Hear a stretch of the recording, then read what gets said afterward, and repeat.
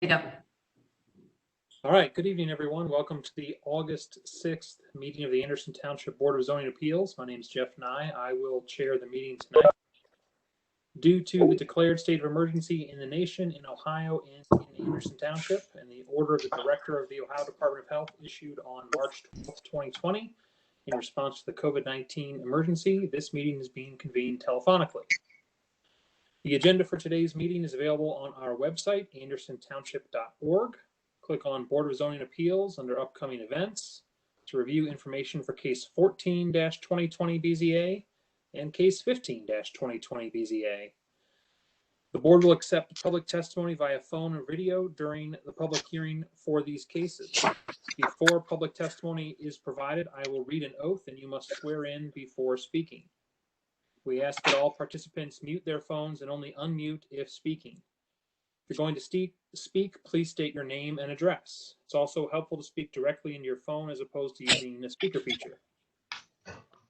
At each of our board meetings, we encourage attendees to complete a sign-in sheet, including their name and address. If at some point during or after the meeting you would like to sign in electronically, please simply send an email to pginty@andersontownship.org. That's pginty@andersontownship.org. Before the meeting begins, I'd like to identify the appointed Board of Zoning Appeals members that are participating in this meeting. I am Jeff Nye. I am the vice chair of the board, but will be chairing the meeting in the absence of our chair. Also with us are Steve Haber, Paul Shekels, Paul Sion, and Earl Carell. Other personnel joining the meeting via phone include Brad Bowers, Planner 1, PJ Ginty, Planner 1, and Sarah Donovan, Planner 1. Each of us will do our best to remember to state our name before beginning to speak so that those who are joining by phone can follow along. I will also try to call on the board members in order for discussion and questions to try to keep things orderly. We thank you for joining us and appreciate your patience and understanding during these difficult times. This meeting of the Anderson Township Board of Zoning Appeals is hereby called to order. This board was established pursuant to Section 519.13 of the Ohio Revised Code by the Anderson Township Board of Trustees to provide administrative relief to any person or entity adversely affected by the Anderson Township zoning resolution. Will the secretary please call the roll? This is PJ Ginty. Mr. Carell? Present. Mr. Shekels? Present. Mr. Haber? Here. Mr. Sion? Here. Mr. Nye? Here. Thank you for attending this teleconference meeting of the Anderson Township Board of Zoning Appeals. Please be aware that this meeting is being recorded. Now I'll outline our procedures. A summary of the appeal will be presented by staff, and then the appellant will present its case after being sworn in. The board members may then ask questions of staff and of the appellant.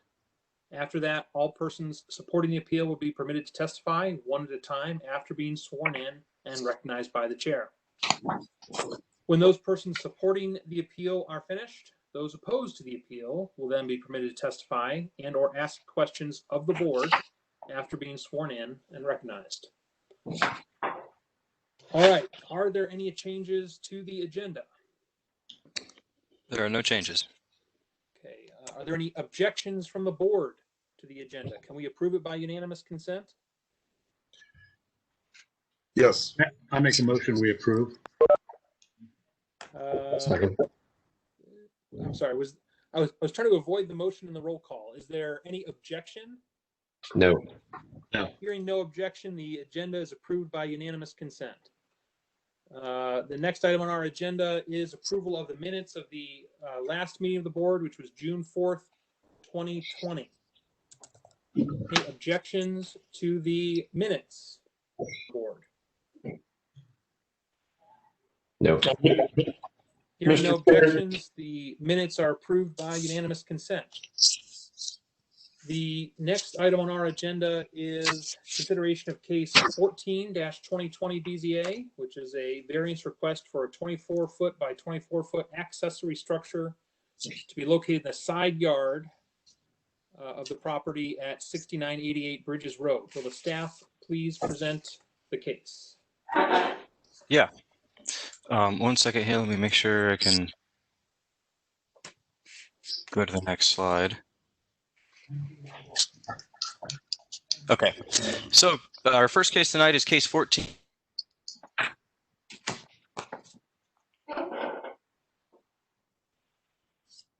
think we lost Brad. Let's give him a minute to see if he can come back here. He's frozen on my screen anyway.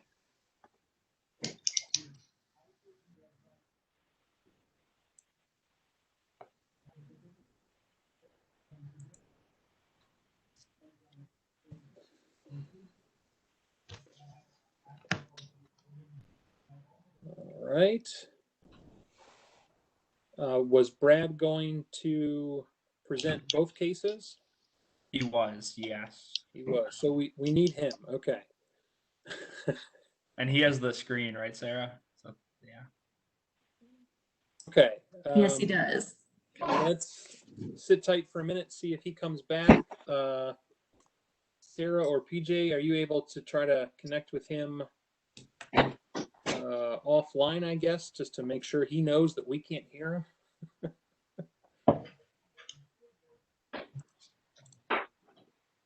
Sarah, do you mind getting in touch with him and then I can start pulling some stuff up? I'm trying to right now. Thanks. It's remarkable how infrequently this has happened to us over the last few months.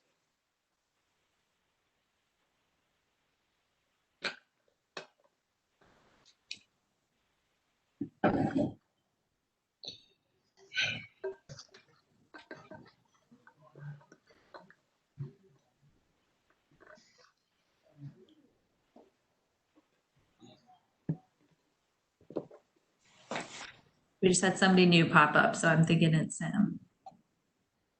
Saw that. Hopefully. Brad, are you out there, buddy?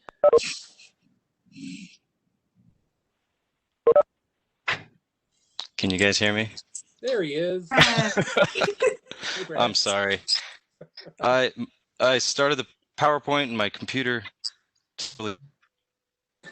Bear with me here. oh man. No problem. Thank you.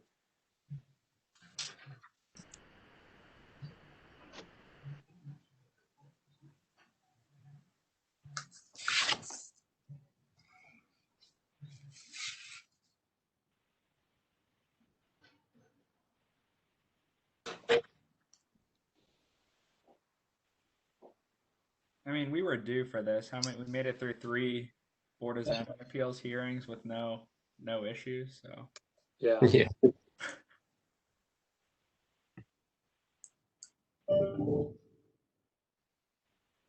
Two days after my birthday and this goes down, huh? Happy birthday. Thank you.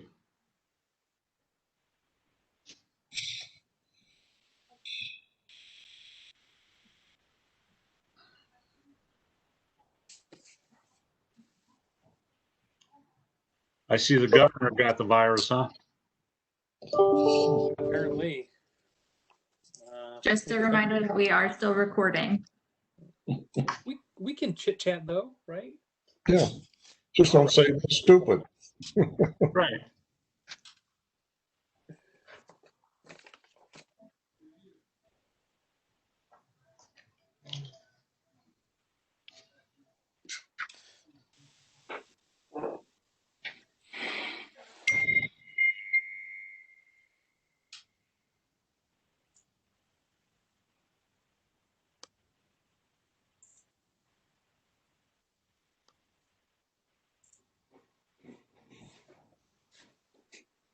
I'm trying to share my screen again.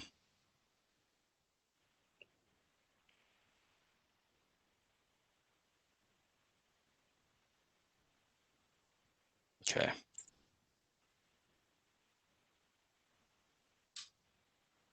Maybe.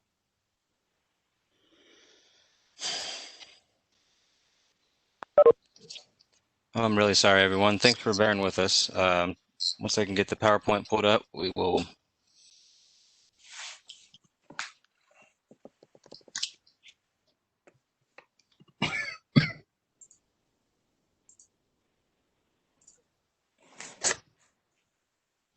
my gosh. Brad, do Do you you want want me to try to pull it up?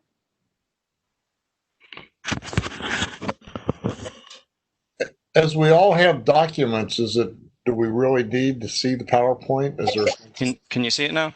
Yes. It's your Okay. calendar. There you go. There we go. All right. I'm just going to leave it like this.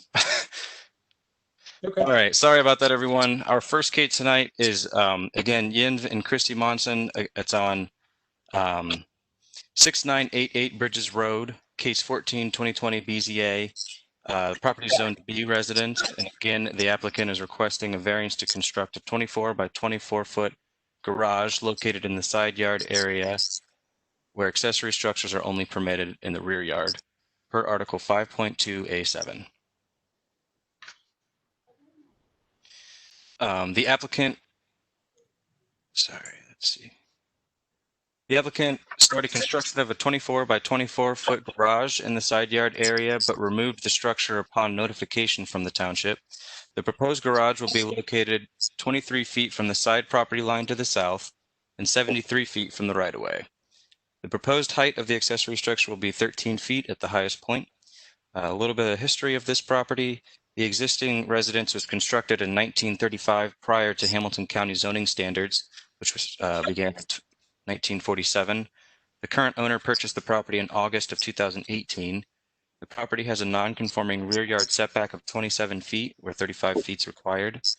In 2014, a zoning certificate for a 24 by 30 foot garage addition in the side yard of the property was issued, but never constructed. In July 2020, a zoning certificate was approved for a 4 foot high, 75% open fence in the front yard area of the property. And again, the applicant started construction of the proposed accessory structure, and it was removed upon notification from the township.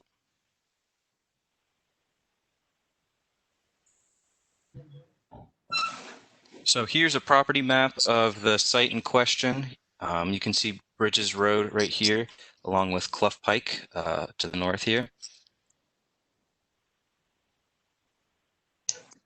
This is an aerial map of the property. Again, you can see Clough and Bridges. This area to the south of the house right here is where the accessory structure is proposed in the side yard. Here's a topography map where you can see the rear yard of the property drops off pretty steep. There's also a slight slope to the north as well.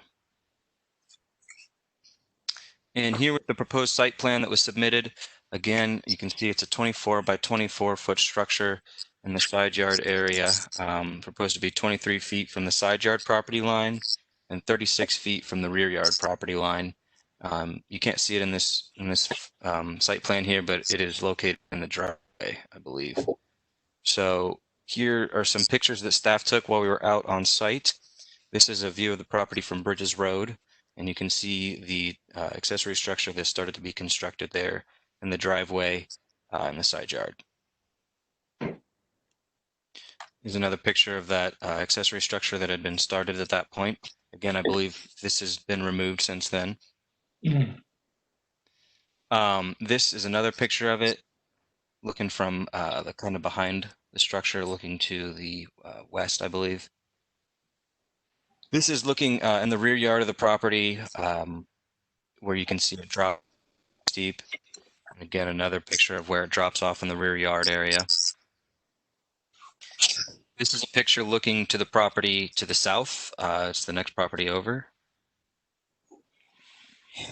And then another picture of the property to the south, so you can kind of get a sense of where the accessory structure is in relation to the neighbors. So our staff findings, staff's of the opinion that the variance is not substantial. The proposed garage will be is to be under 15 feet in height and in compliance with the size and spec requirements of Article 5.2A7. The applicant would be permitted to build a 1,060 square foot accessory structure in the rear yard of the property. The property has a non-conforming rear yard setback of approximately 27 feet where 35 feet is required, which limits the area where the applicant could build the accessory structure. The essential character of their neighborhood would not be altered and adjoining properties would not suffer a substantial detriment as a result of the variance. The proposed accessory structure is located approximately 73 feet from the right-of-way of Bridges Road. Due to the topography, the proposed garage is lower than the existing residence to the south and is screened by existing vegetation. The variance would not adversely affect the delivery of governmental services.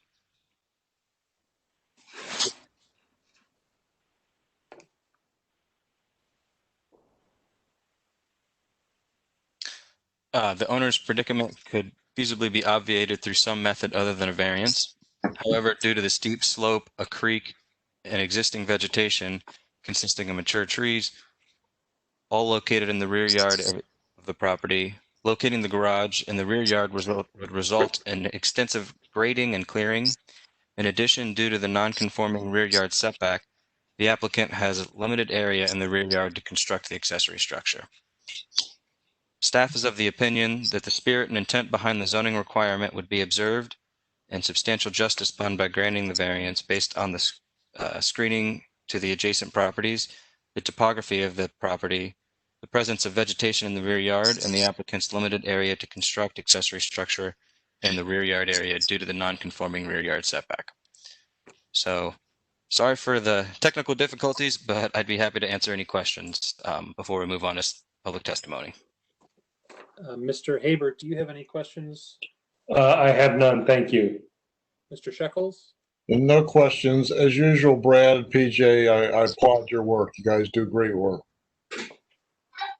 Mr. Stein, any questions? No questions. Thank you. Mr. Carell, any questions? No questions, thank you. I guess my only question is, I think I know the answer to this, but there's no variance required for the side yard setback, right? It's conforming? Yes. Okay. That's the only question I have. Okay.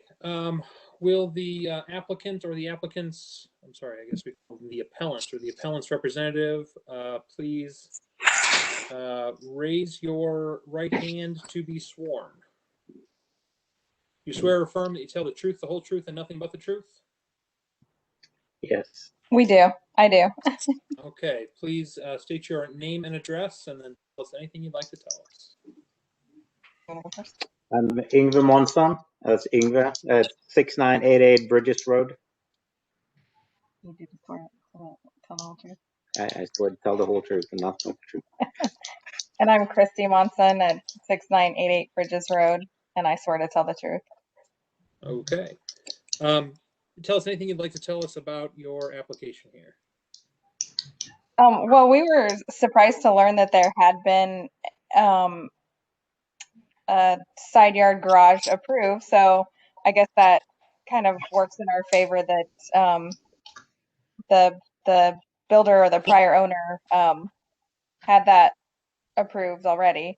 The other thing that was in the letter I sent with the grade in the back yard, it's a runoff, a storm water runoff area that the housing development further up on Bridges and even Sherwood Forest, a lot of their stormwater drains through that area. So I did speak with Hamilton County Storm and Water about that area and potential erosion that might occur on our property. And he said that there's the area functions as it's supposed to as a storm runoff, and some erosion is fine, but he didn't really have any big concerns of erosion currently happening. And he did say that any building or, concrete or anything like retaining walls would ultimately fail and only exacerbate erosion issues or actually make it happen a lot faster. So I don't think we would be able to build anything right behind our house, and our house, the way it's set up, is you see from the pictures, it's long and narrow. We're only 24 feet wide, and if our house was a ranch, then the area where we're proposing to put the garage would have been the backyard. But that is what it is. Anything? Yeah. Okay, thank you. Mr. Haber, do you have any questions? I have none, thank you. Mr. Shekels, No questions. Mr. Sion, No questions. Thank you. Mr. Correll? None at all. Okay, there are no questions of the board. I'm now going to invite anyone who'd like to speak in support of the appellant in this case. If anyone would like to speak in support, please identify yourself and we'll kind of take you as we can.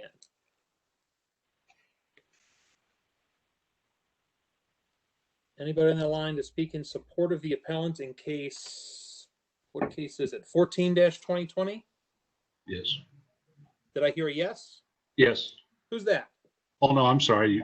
You said, is this case number 14-2020? I said yes. Sorry. Okay. Never mind. All right. Would any member of the public like to speak in support of the appellant in case 14-2020? Okay, hearing none. Is there anybody on the line who would like to speak in opposition to the appellant in case 14-2020?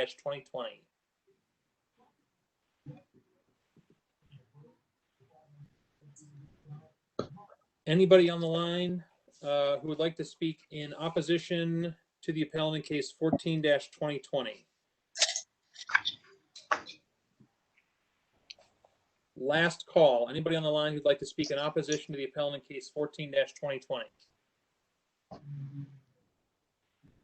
Okay, hearing no further comments, and if there's no objection from the board, could we get a motion to close the public hearing on case 14-2020? Steve Haber, so moved. Is there a second? Earl Correll, second. Okay. All right, we have a motion and a second. Will the secretary please call the roll? Mr. Nye, this is PJ Ginty. I don't recall if staff was sworn in prior to giving testimony.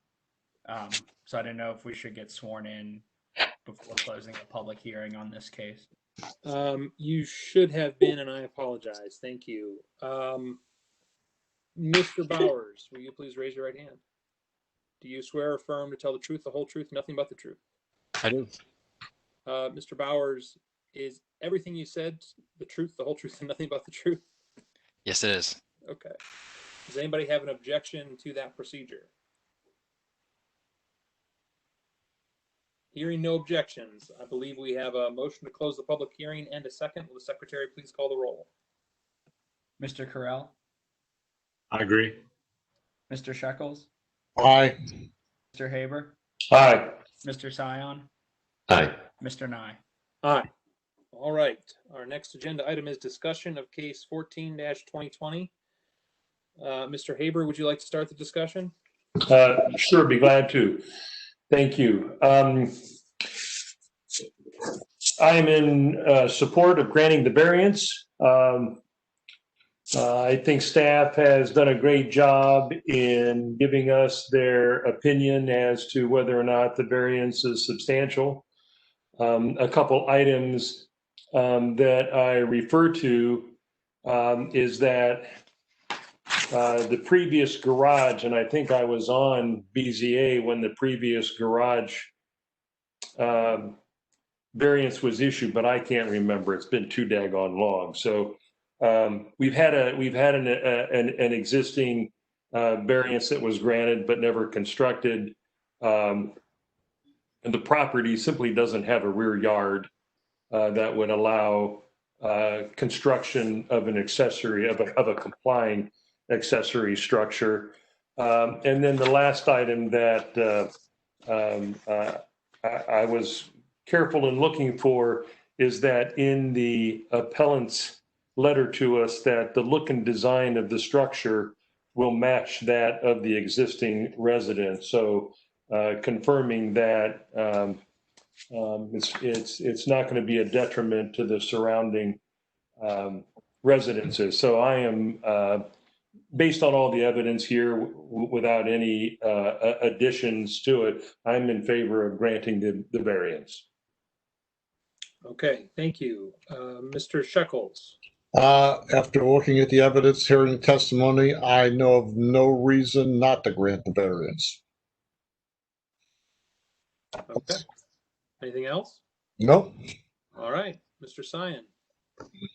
I'm in favor as well too, and I also point out to the appellant's description as well as the letter they sent to us mentioning the, was very advanced forward of them thinking, to contact somebody from Hamilton County Soil and discuss the rear yard too, which, based on the statement from that individual, it's impossible to build in the rear yard there. So that's another reason I would add and be in favor of this variance. Mr. Correll.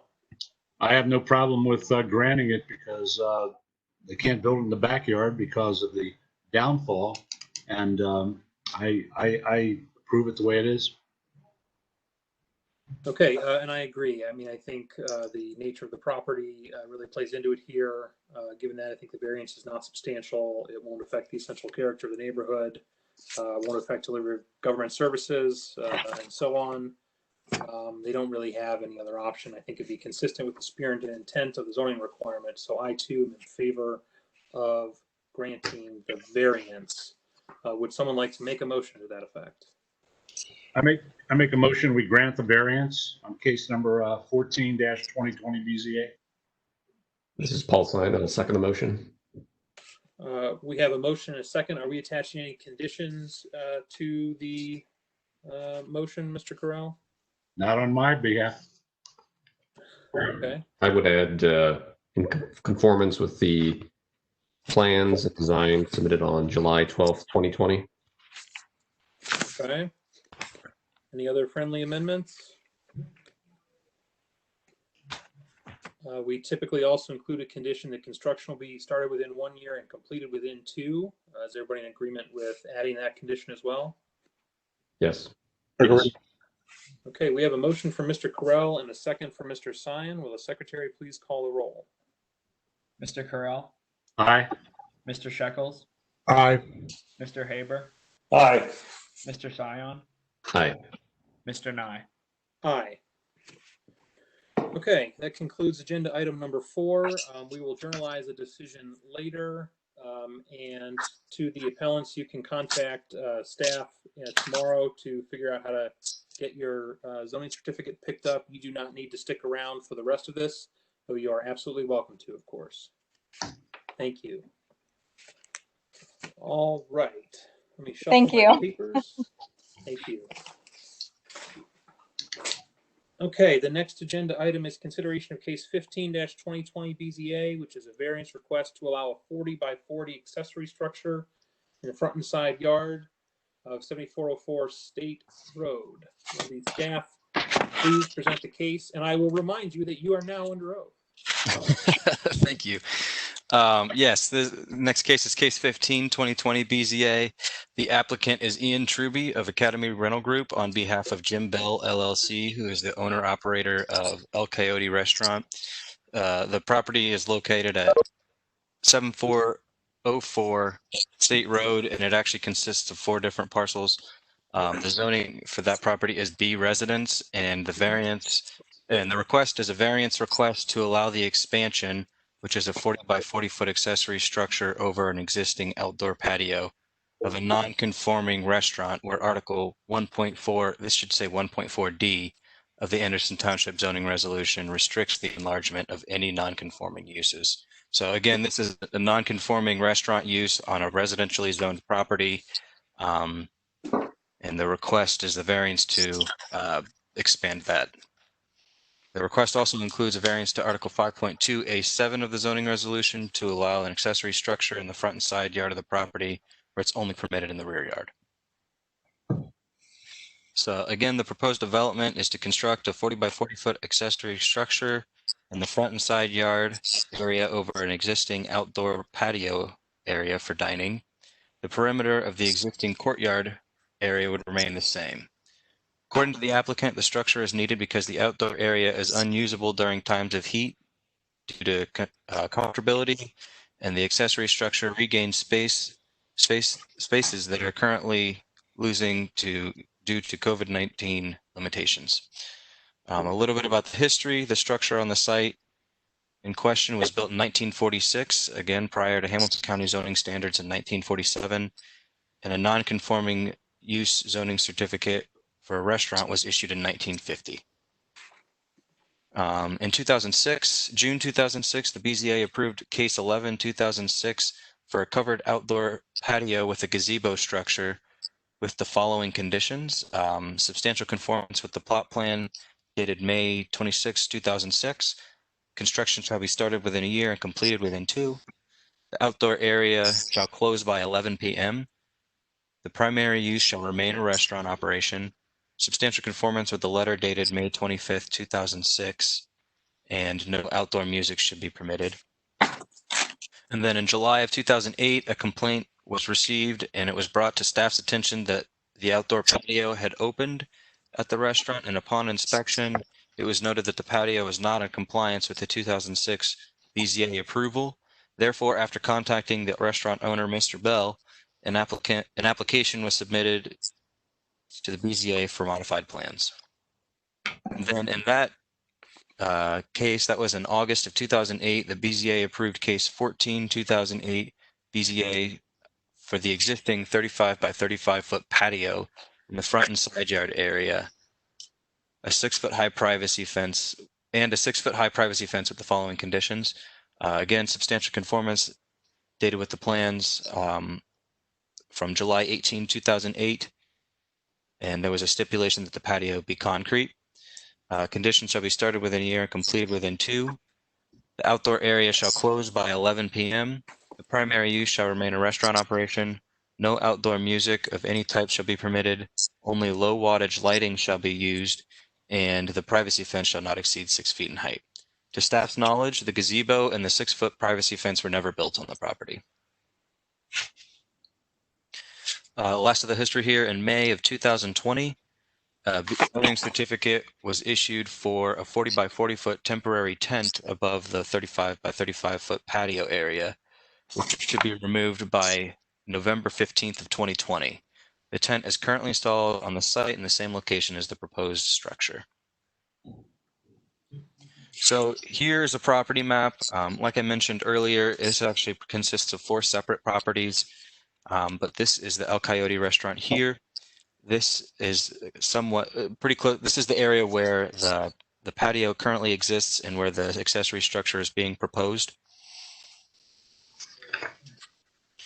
Again, you can see this is an aerial. Again, this is the patio area here. Just to the east, you can see that that's the public library. To the north, there's a vacant parcel here, and then to the south and to the west, there are single-family houses. This is a topography map showing that the building sits a little bit higher than State Road, and it slopes down towards State Road. Here is the proposed site plan that was submitted for the 40 by 40 foot accessory structure. Again, this is over the existing patio area. And this is a elevation of the side, a side elevation of the proposed structure. And then another elevation of that same structure. So here's some pictures that staff took while we were out on site. Again, you can see the temporary tent that was approved. And the El Coyote restaurant there to the right. When we were there, they happened to be unloading, but again, you can see another picture of that existing temporary tent that is to be removed by November. Here is a view of the restaurant from State Road. Again, you can see it sits a little higher than State Road, so it's visible from the south. And then another view from State Road as well. You can see the 4-foot high split rail fence that's on the property as well. And again, you can see the tent there in the background. I believe it's one last picture of the front of the restaurant and the tent area. Oh, again, here's the tent. And on to staff findings. Staff is of the opinion that the variance is not substantial. The location of the proposed accessory structure is in somewhat of a courtyard in the front and side yard of the restaurant. The L-shaped courtyard should minimize noise and visibility from the nearest residence to the west.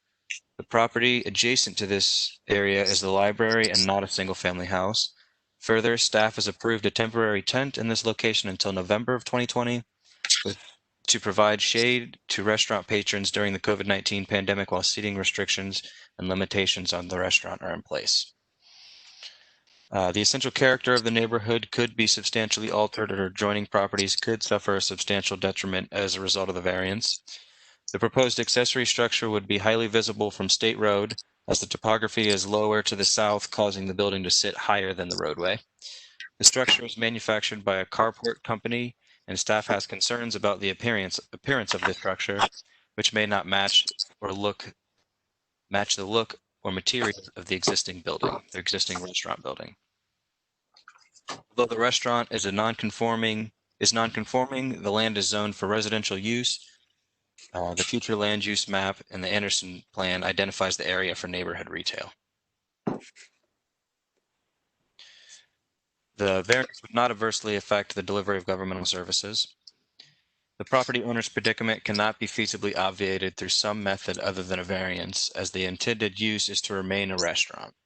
Any expansion of the existing non-conforming restaurant would require a variance from Article 1.4 of the zoning resolution. The spirit and intent behind the zoning requirement could be observed, and substantial justice could be done by granting the variance.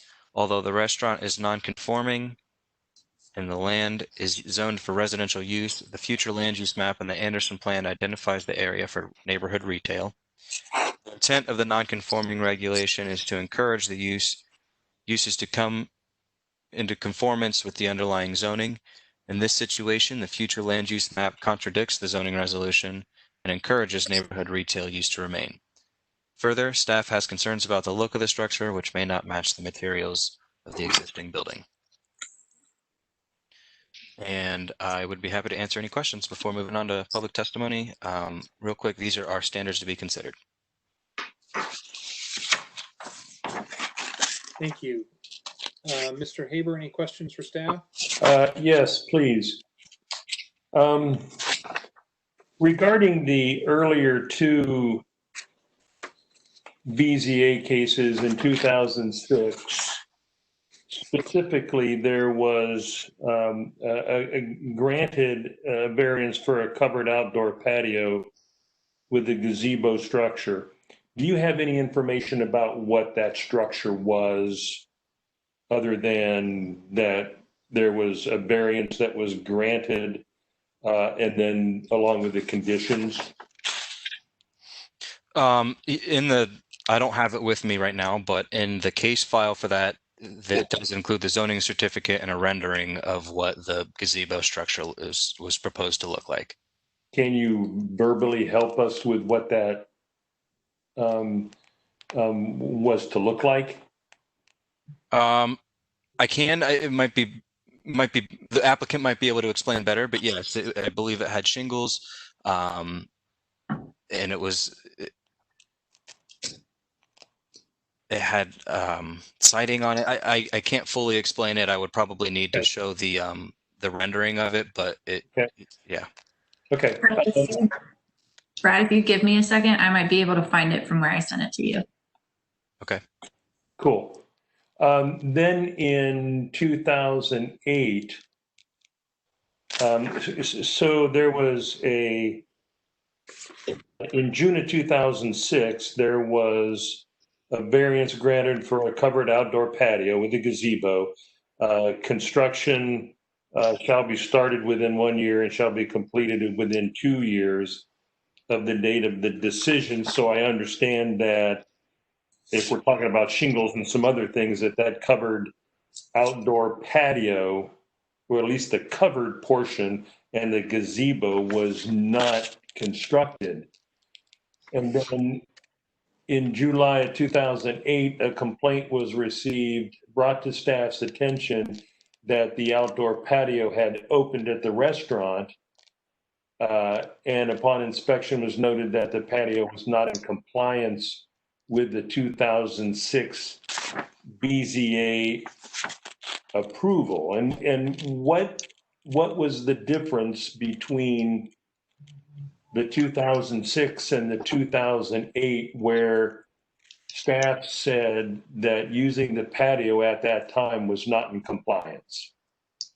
You know, that's a good question. We did a little research on it, and I was not able to find a great answer. I think it was something to do with the conditions that were placed on it in the 2006 approval. And for whatever reason, staff at that time believed that it was not in conformance with that zoning certificate. And so that's why they were required to go through the hearing process again.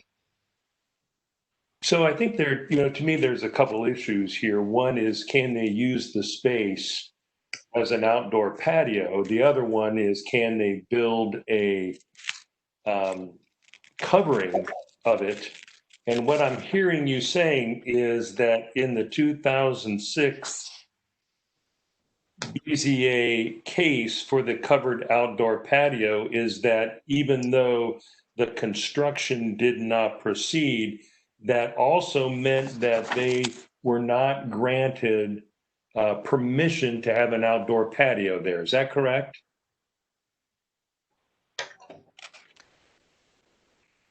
I'm sorry, could you ask that one more time?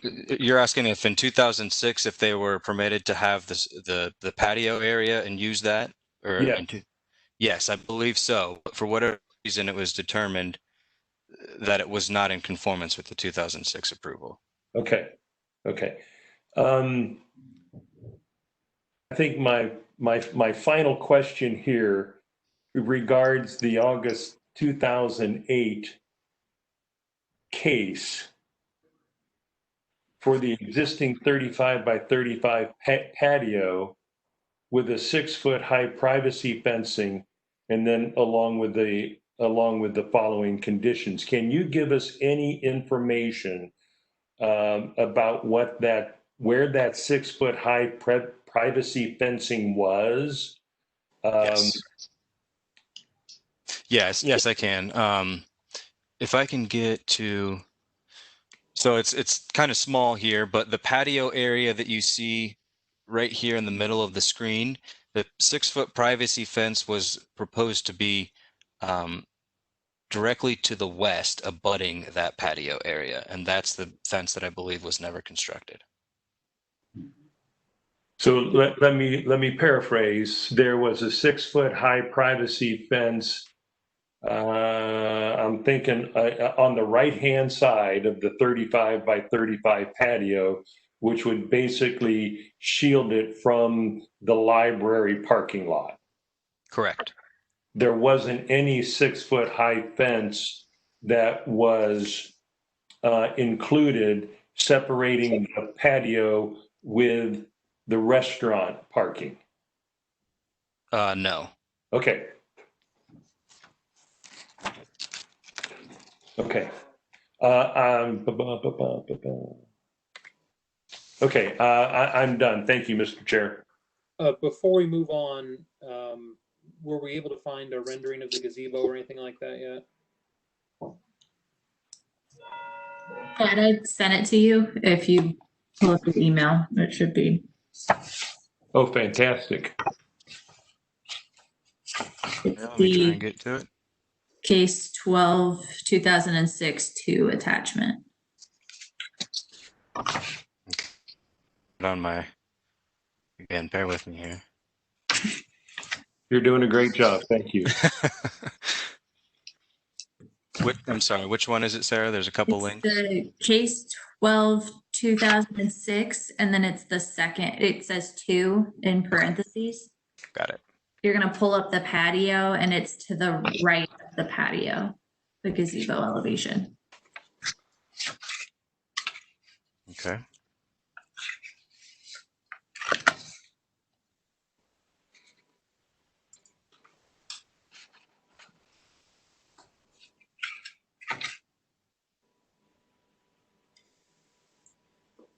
All right, I'm gonna bring it over here. Mm-hmm.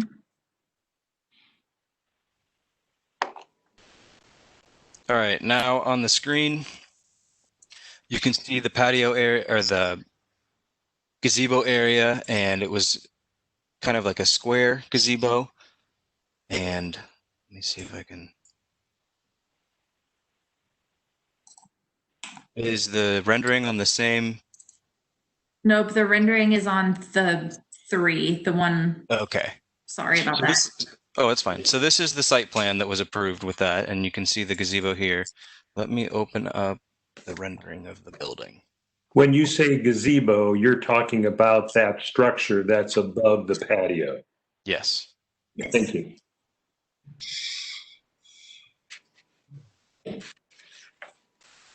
Okay. And here now you can see what that was proposed to look like.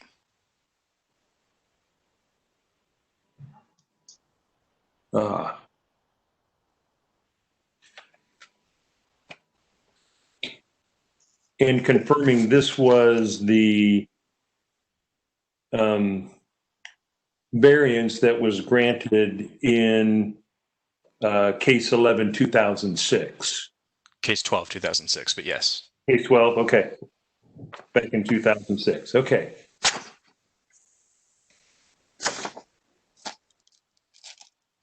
Okay, thank you. Thank you for retrieving those. That's very helpful. Mr. Chair, I'm complete. Thank you. Thank you. Mr. Shekels, any questions for staff? Go back to the rendering that they sent on with this appeal of the structure itself. For the current case? Yeah, the current case. Okay.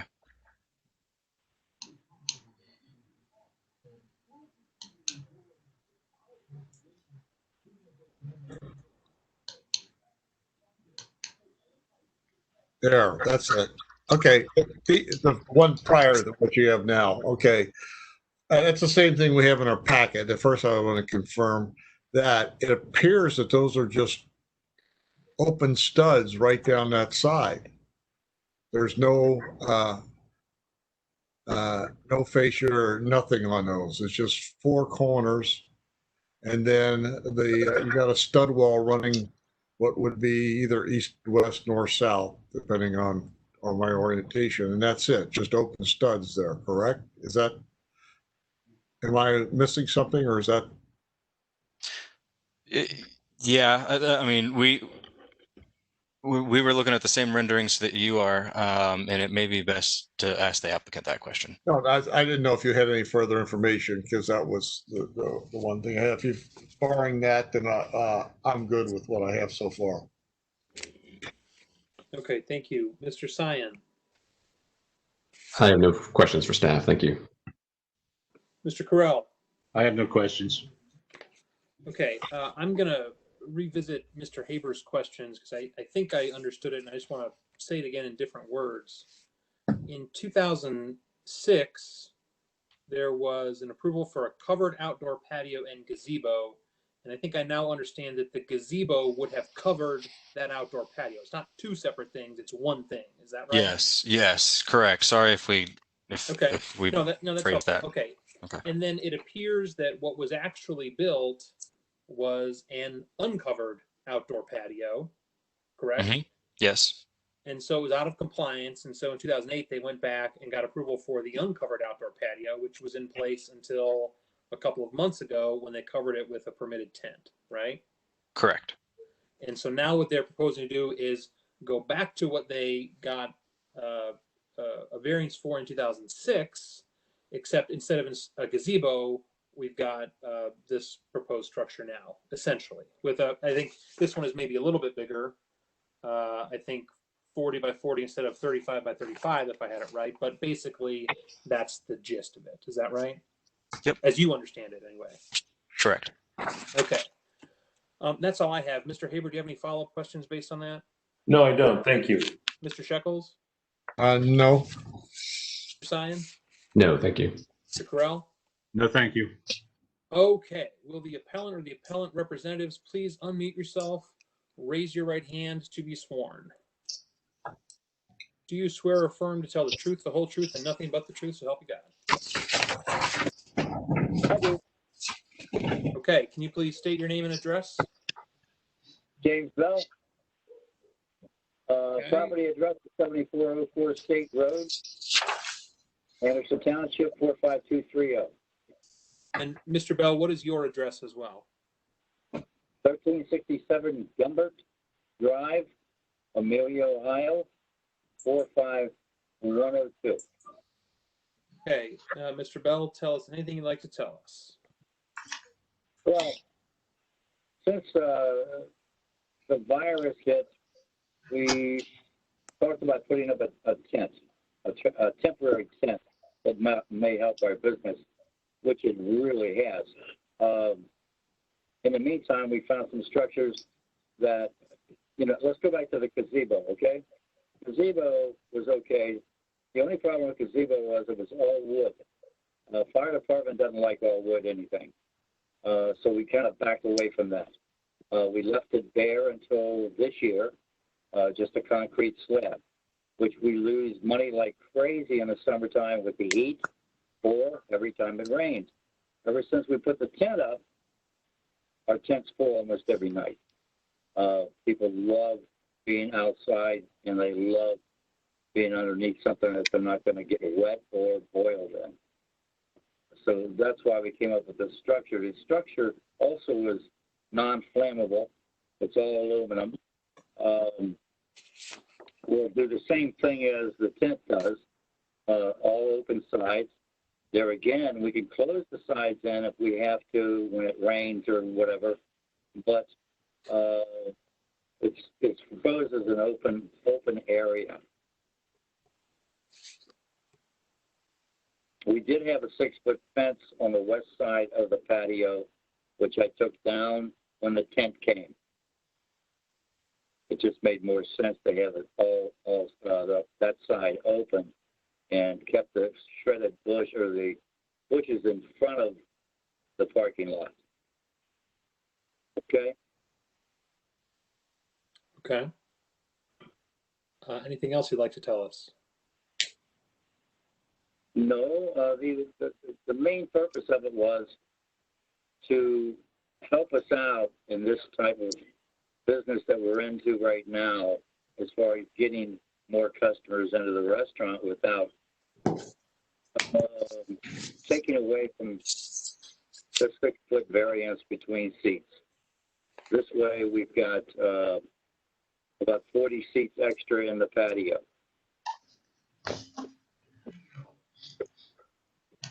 Okay.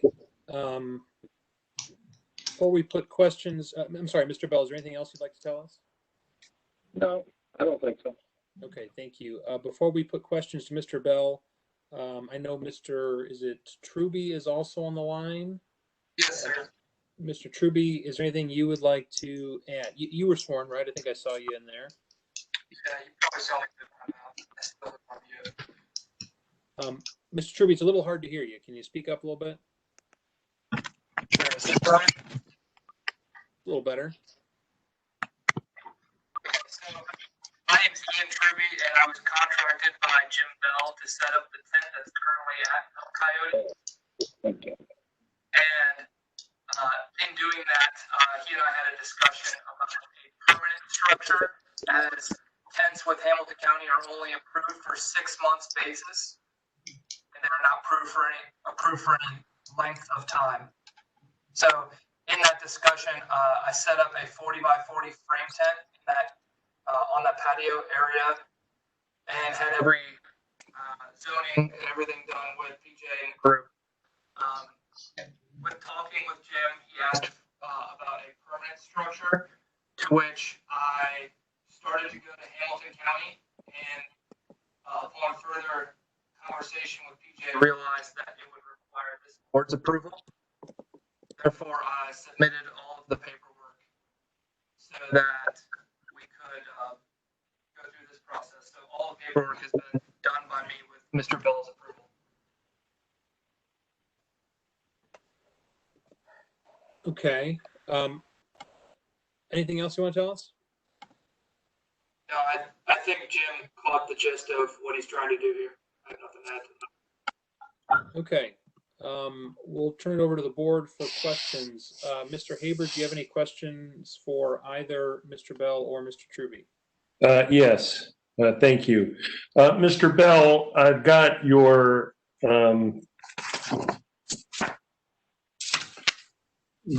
document where it says that the 40 by 40 frame tent on, and I'm reading here, 40 by 40 frame tent on the patio has seen an excellent return on investment as it allows patrons to fully use the patio and the restaurant regains space that you've currently lost. And I'm glad that's happening.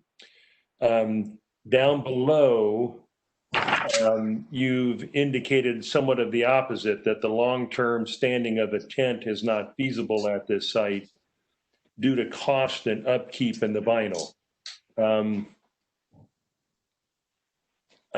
We don't know how long this situation is going to last.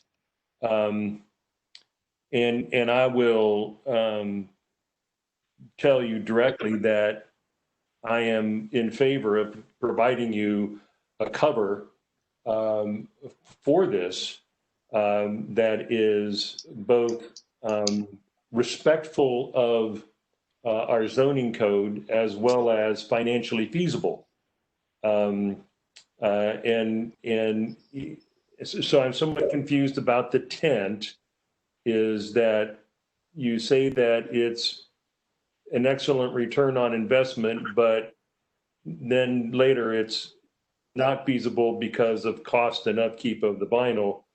And yet I look at your proposal of putting up an aluminum carport structure, which I, in accordance with staff's findings, is that the staff has concerns about the structure and so on with how it relates to your roofing colors and a number of other things. So I guess I would like some clarity from you as to is the tent doing what it needs to do in a financially feasible way? Do you need to replace the tent because it's not financially feasible? And then what are your thoughts about putting up a inexpensive aluminum carport structure here for your restaurant, as well as having some significant impact on the character of the neighborhood? And I know there was a lot there, and I apologize. Well, I don't intend to do anything against the neighborhood. We really like where we are, and we respect our neighbors. We close early. We don't stay open late. That's one aspect. Number two is it's not a cheap or inexpensive aluminum structure. It's a very pricey aluminum structure. We hope that will be there for years. Whereas we put up a tent, our costs are pretty great per month. They have a tent up, and the tent's a solid white structure which stands out like crazy. The aluminum structure that we're talking about with a red roof would match the vinyl entranceway to our restaurant. It's not going to be a hindrance as far as color-wise. And it is built so strong that it'll take tornado wind. There again, we don't have to worry about fire, any of that type of danger as far as the building is concerned. So let me verify what I thought I heard you say, is you have a very nice red awning over your front entrance. And given this carport structure, is that the roof of the structure will be the same color? Will the ends of the gable also be the same color? Yes, it will. And then the rest of it is going to be an aluminum color of some sort? Yes, sir. The structure is, yes. The structure that holds the roof is the aluminum color. Okay. We could have it painted any color you want. What was that? I'm sorry. we could have it painted any color you want.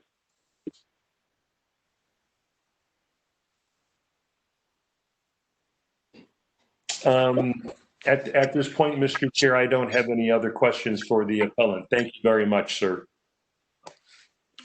Mr. Hager, if I could address your initial comments there about the tent having a good financial return and then lower saying that there was a high cost involved with the tent.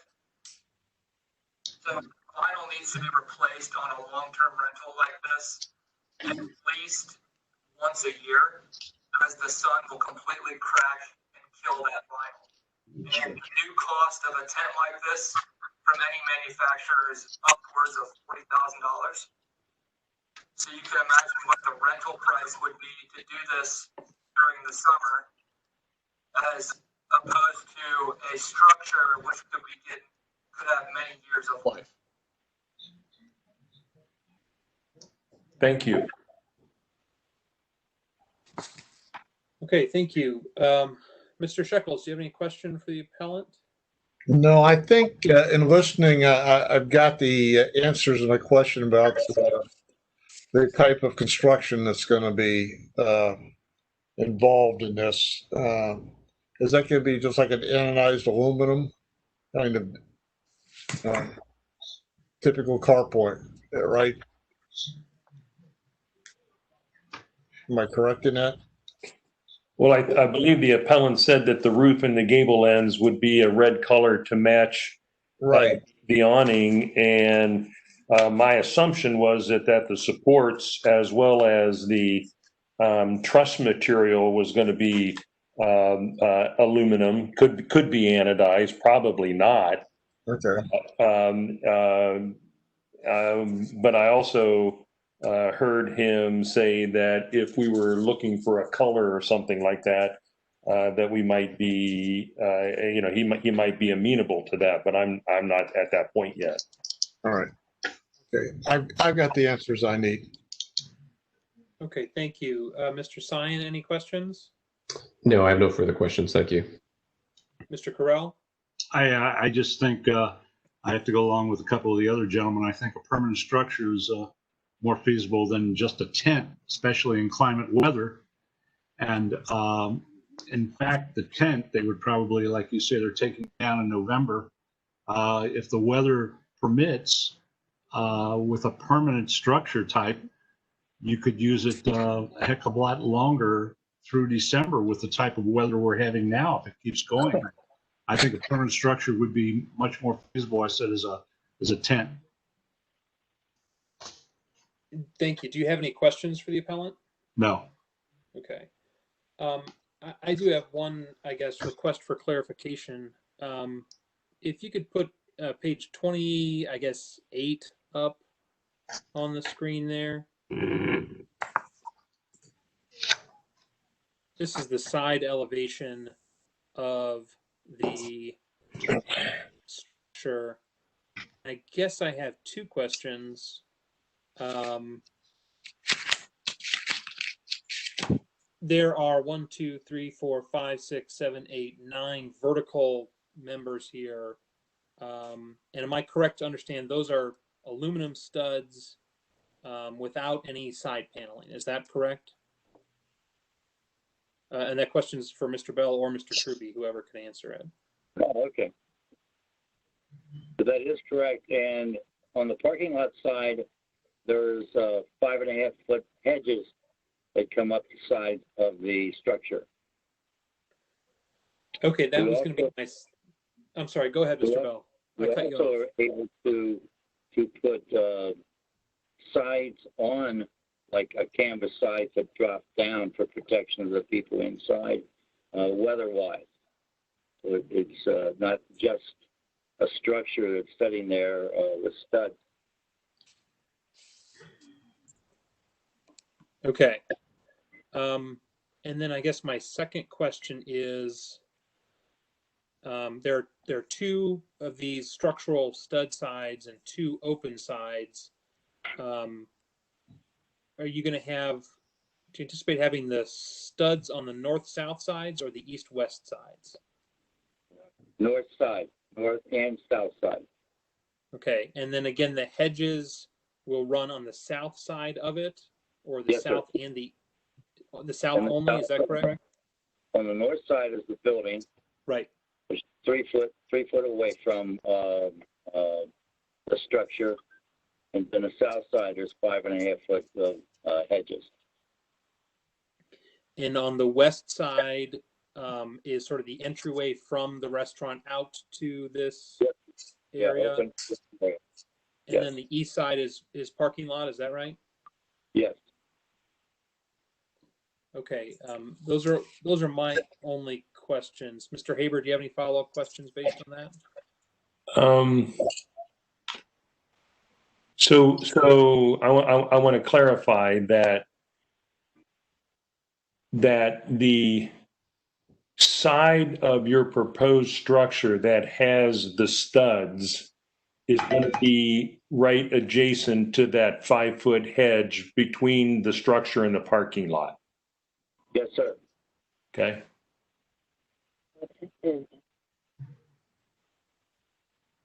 Okay, I'm going to ask one more question, and that is, would you be willing to entertain a different structure? That is, would you be willing to entertain a structure that we're seeing like this? Could be aluminum, that had some,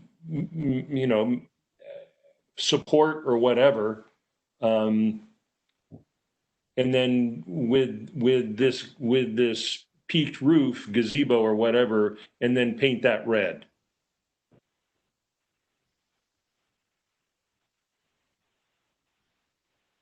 So in other words, a completely different structure than what we're showing you now.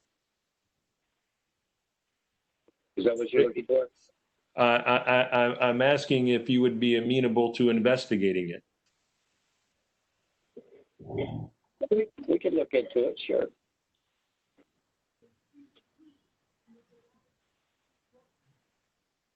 I do have a couple other questions, Mr. Bell, and I appreciate this. If COVID's upon us, we've got hot weather. How soon, if we granted the variance, how soon would you be able to get the structure that you're proposing erected? Is it like weeks? 3.5, 4 weeks. It's already built. It's already fabricated. Yes. Okay. If you've already put money on it. Oh, yes. Okay. Thank you, Mr. Chair. Okay, Mr. Shekels, any follow-up questions? None. Mr. Sion? No, thank you. Mr. Carell? No, thank you. Okay, we will now hear from anyone who wishes to speak in support of the appellant in case 15-2020 BZA. Is there anyone on the line who would like to speak in support of the appellant? Hello, can you hear me? Yes, who's that? Hi, my name is Michael Kennedy. Excuse me. I live at 7447 State Road.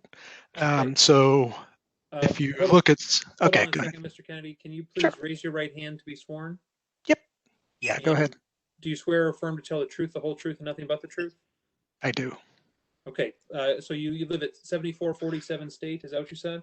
Correct. So if slide 32, if you stepped back about 20 feet, you'd be in my front yard. So that'll give you a perspective of where I'm at. So I'm conditionally for it, but nobody asked how tall the structure would be. How tall is the white tent currently? So I think if you look at the architectural drawings, it says 14 feet tall, but that doesn't include the pitched roof. So I'm assuming it's 19 feet tall, 18 feet tall, something like that. And how tall is the white, how tall is the tent? Those are good questions. We'll put those to the appellant in a few minutes, and thank you for pointing that out. I think we may have in the materials some of that information, but but we'll give them a chance to respond to that. Is there anything else that you'd like to tell us? No, I'm for it as long as they continue no music, not past 11 p.m., no music at all, and the vegetation that's currently in place, as long as that stays there. You can see it. I mean, the shrubs are really nice and blocks the view, and depending on how tall this thing is, then it should block the view for the most part from my office and from my living room. So overall, El Coyote's a very good neighbor. I've lived here for 6.5 years, and they keep the place up. It looks really nice. Noise is never a problem. They're a very good neighbor. So I would love for them to stay in business. And I know this is a very trying time for the restaurant business, especially coming up into the fall and winter months. So I'm in support of it. Okay, thank you. Mr. Haber, do you have any questions for Mr. Kennedy? None, thank you. Mr. Shekels? None, thank you. Mr. Sion? No, thank you. Mr. Carell? No, thank you. Okay, thank you, Mr. Kennedy. Thank you. Is there anyone else on the line who would like to speak in support of the appellant in case 15-2020 BZA? Anyone else on the line who'd like to speak in support of the appellant?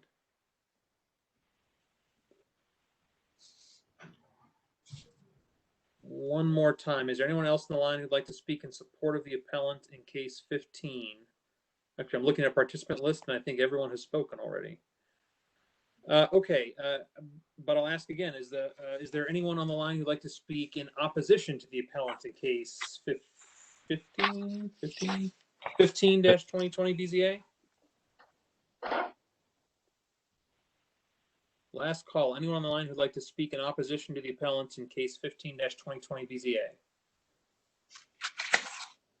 Okay, hearing none, I'd like to go back to the appellant, and Mr. Bell or Mr. Truby. I think you heard Mr. Kennedy's questions too. One is, how high is the peak of that current white tent, and how high is the peak of the proposed structure? I think I had thought we had in our materials something that referenced 14 feet and another page referenced 20 feet, but maybe I was misunderstanding those. So I'll put it to you. Can you guys tell us how high that current tent is and how high the proposed structure is? The structure that we're speaking of is 14 foot high. The tent has to be higher. I've never measured it. I'm not really sure. This is Ian Truby. The tent measures 14 feet and 6 inches at its absolute peak. Okay, 14.6 at the peak of the tent, and the peak of the proposed structure is 14 feet. Is that correct? Mr. Chair, this is Mr. Haber. We are looking at, I don't know if we can bring up the one section, but it appears to me with 14-foot high sides, the roof slope is a 3 and 12 over 20 feet, means that the peak is going to go up another 5 feet. I don't know if you can bring up the you don't have a section. Let me see if I can try and bring it up.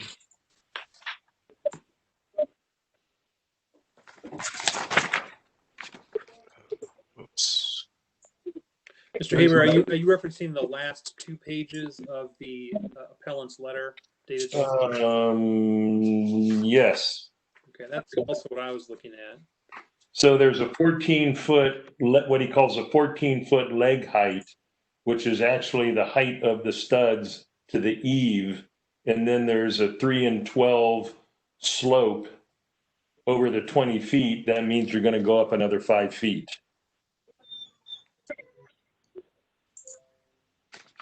And that's how I calculate it right there.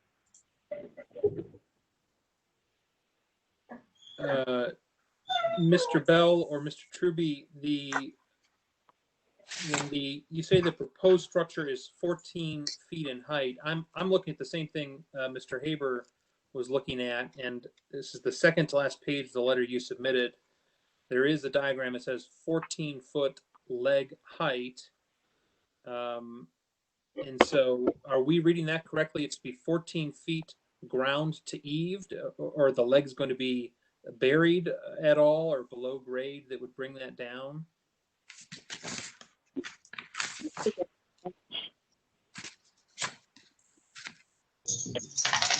The total height of the building should be 10 foot, about 10 and a half feet. Correct? The peak to the peak.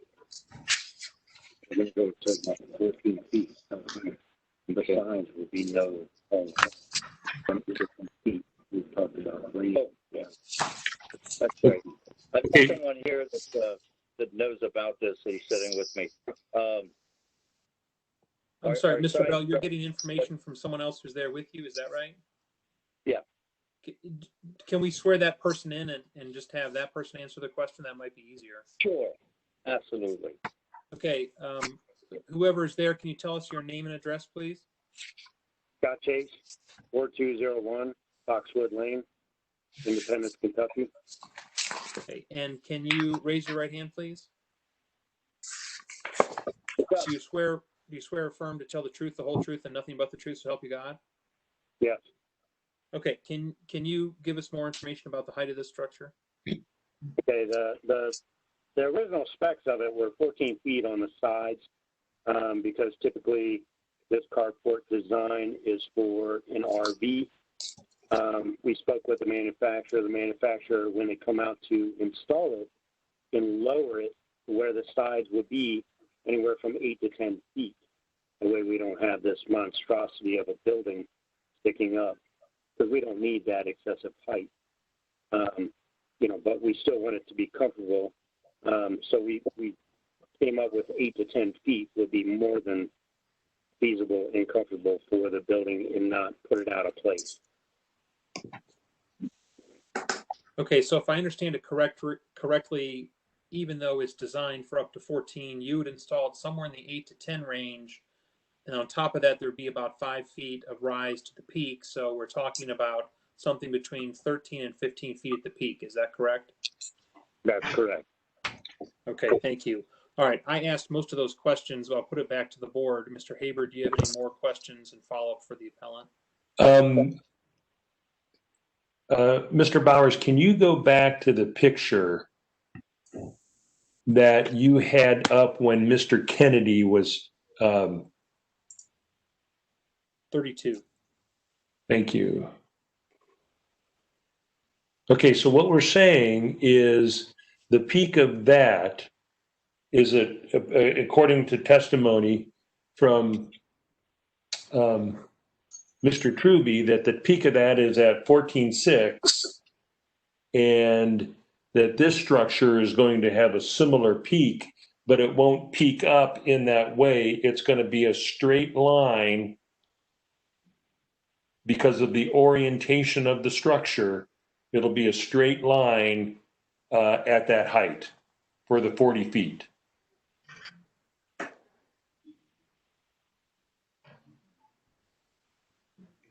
They're on the front. Yeah, okay. I think we heard a response, but I'm not sure what it was. Was that a confirmation from the appellant? Yeah, it's Jim Bell. Yeah, that is correct. 40 feet straight line. Okay. I do have another question for Mr. Truby. How high is the eave of your tent above the floor?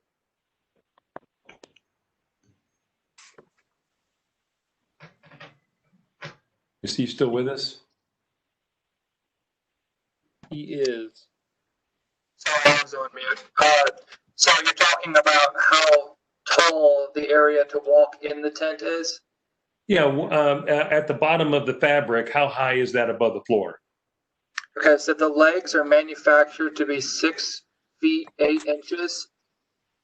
They are pin bolted into the structure, which actually gives them maybe 2 or 3 more inches because of the way that the structure sits on the legs.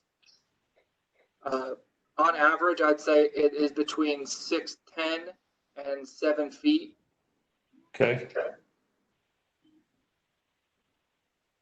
So from the floor to the eave, you're at 7 feet, and then you have another 7.5 feet of rise from the eave up to the peak.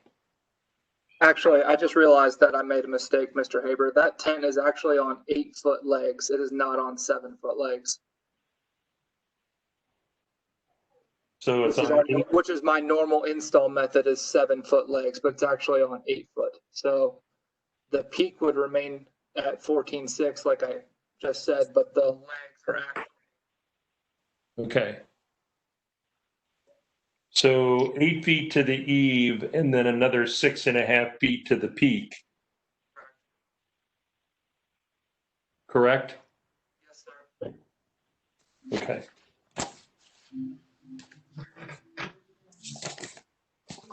Any more questions, Mr. Haber? None. Thank you so much. Okay, Mr. Shekels, None. Mr. Sion, No, thank you. Mr. Correll. No, thank you. Okay, I think we've exhausted our questions for the appellant. We've heard from Mr. Kennedy, and there was nobody else in the line to speak of in either for or against this appellant. So hearing no further comments, and if there's no objection from the board, can we get a motion to close the public hearing on case 15-2020? So moved. Haber. I'll sign second. Mr. Sion seconds. Will the secretary please call the roll? Mr. Correll, Aye. Mr. Shekels, Aye. Mr. Haber, Aye. Mr. Sion, Aye. Mr. Nye. Okay, that completes our the public testimony of case 15-2020. Our next agenda item is discussion of the case. Mr. Haber, are you willing to start us off? Yes.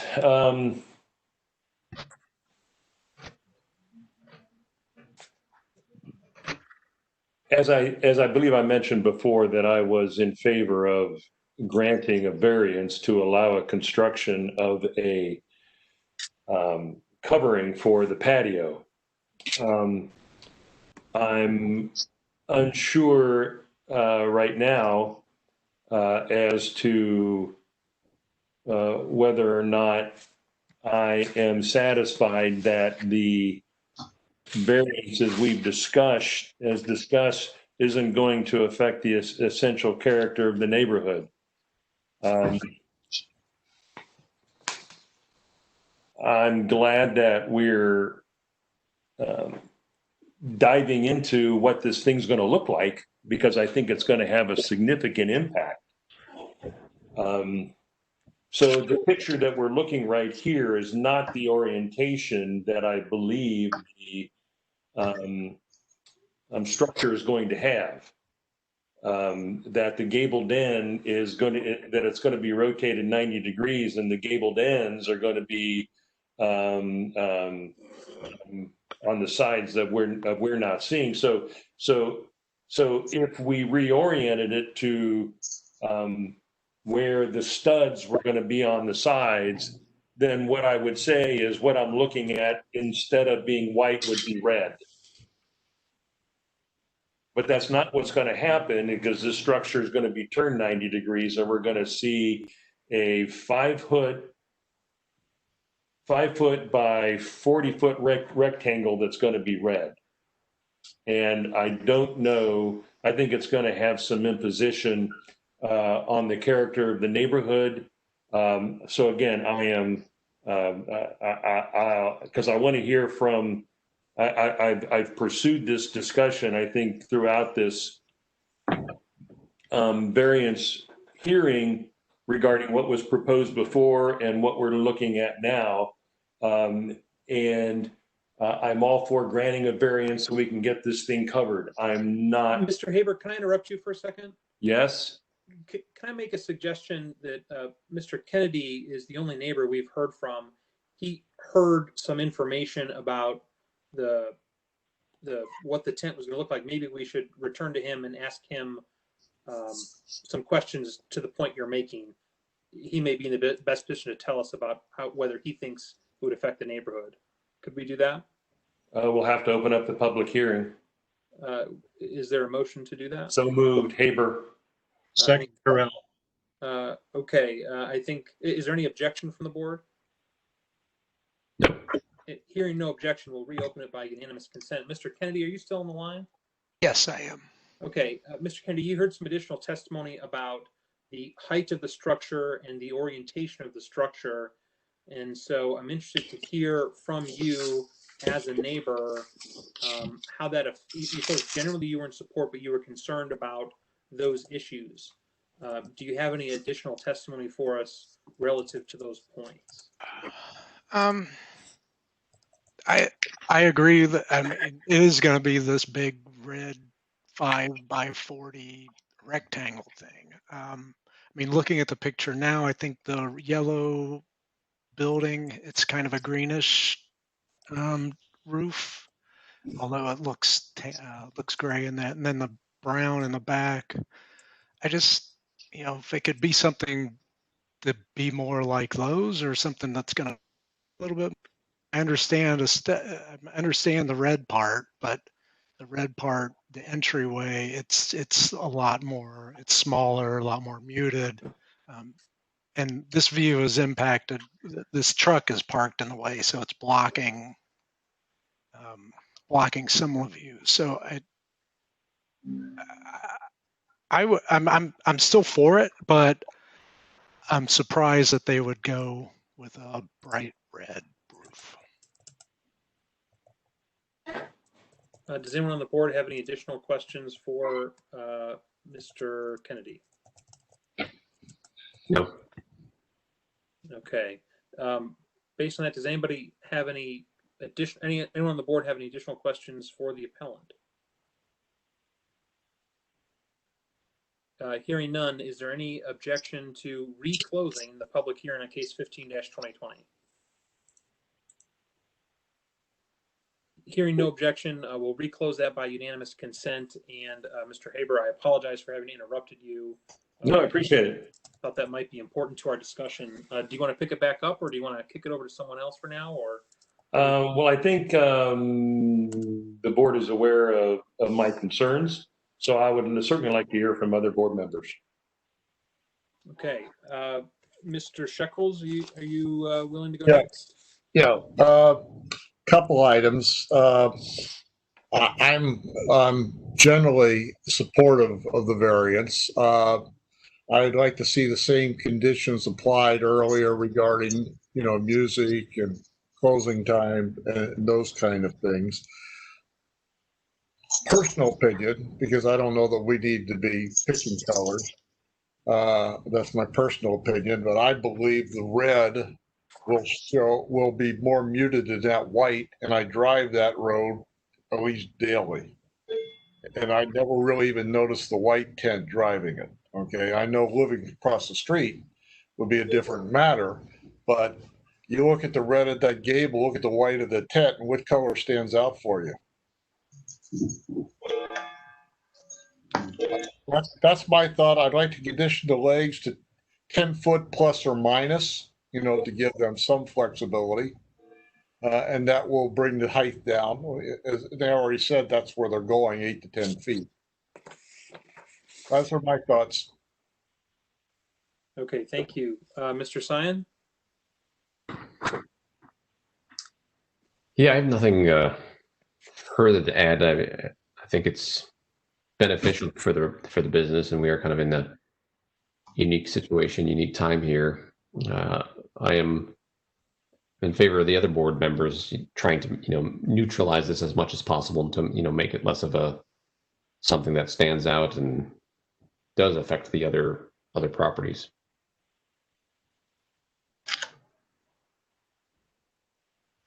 Okay. Anything else? Nothing for me. Mr. Correll? No, I have to go along with the other gentleman as well about the neutralization and the businesses today, the restaurant. I mean, it charge for everybody, and They've been around a long time, and I just have to go along with the rest of them on what they feel. Nothing else. Okay. For my views on the matter, I think I also, my main concern was about the effect on the character of the neighborhood. But I'm also keeping a couple things in mind. One is that we've got page 32 up on our screen here, which is from near Mr. Kennedy's home. That obviously is not the only way to look at it. If you looked at it from, page, I don't know, 31, I guess, which is from the parking lot, but you can imagine what that would look like from the road in that area.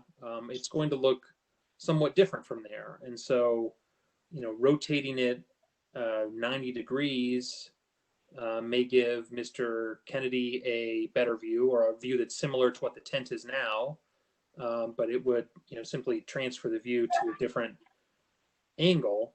So I don't think that in and of itself makes a big difference to me. I think I personally would not choose a red roof. I think I probably would stick with white myself, but I don't think that the red roof alone is enough to affect the character of the neighborhood. And I base that partly on the fact that there are, if that's installed, there are going to be several large distinctive roofs right there. There's obviously the large brown colored roof behind it that must be, 30 feet high or something. Over the main entrance where the red canopy is, there's a much narrower but still distinctively peaked roof. And then the yellow building has kind of a long, lower broad roof. I think all things considered, even though I think red, again, would not be my aesthetic choice, I think what you're going to have is a kind of funny collection of roofs, and I don't think it's going to really affect the character of the neighborhood. That's my assessment of it. I could be talked out of that, but I don't think either requiring a different colored roof or requiring a roof system, I don't know the term for it, that is like a tent with a peak in the middle and then four corners rather than, one peak and a long ridge down the middle. I don't think that is going to make that big of a difference on the character of the neighborhood.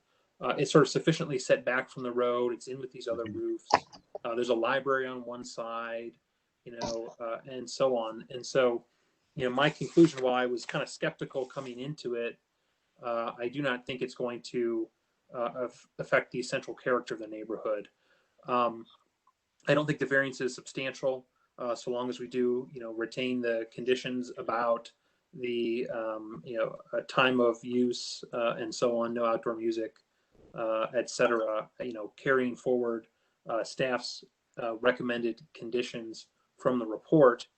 And I think if we do impose the additional condition, which I know is consistent with testimony of the intent today, but is not, I think, strictly speaking in the application, of ensuring that the eave is 10 feet or lower from the ground, I think with that additional condition imposed, I think I'd be satisfied that the variance is not substantial, won't affect the essential character of the neighborhood, and I would vote in favor of granting the variance.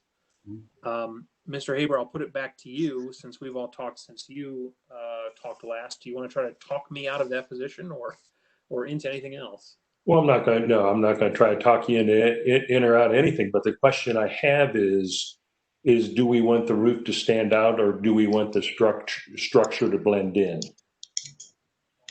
And I think if you're wanting it to stand out, then by all means paint it red. If you want it to blend in, then Mr. Bowers, if you go back to number 32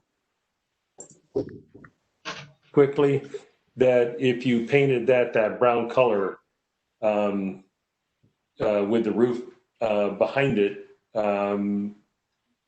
it'll blend in. I don't think Mr. Kennedy would see it.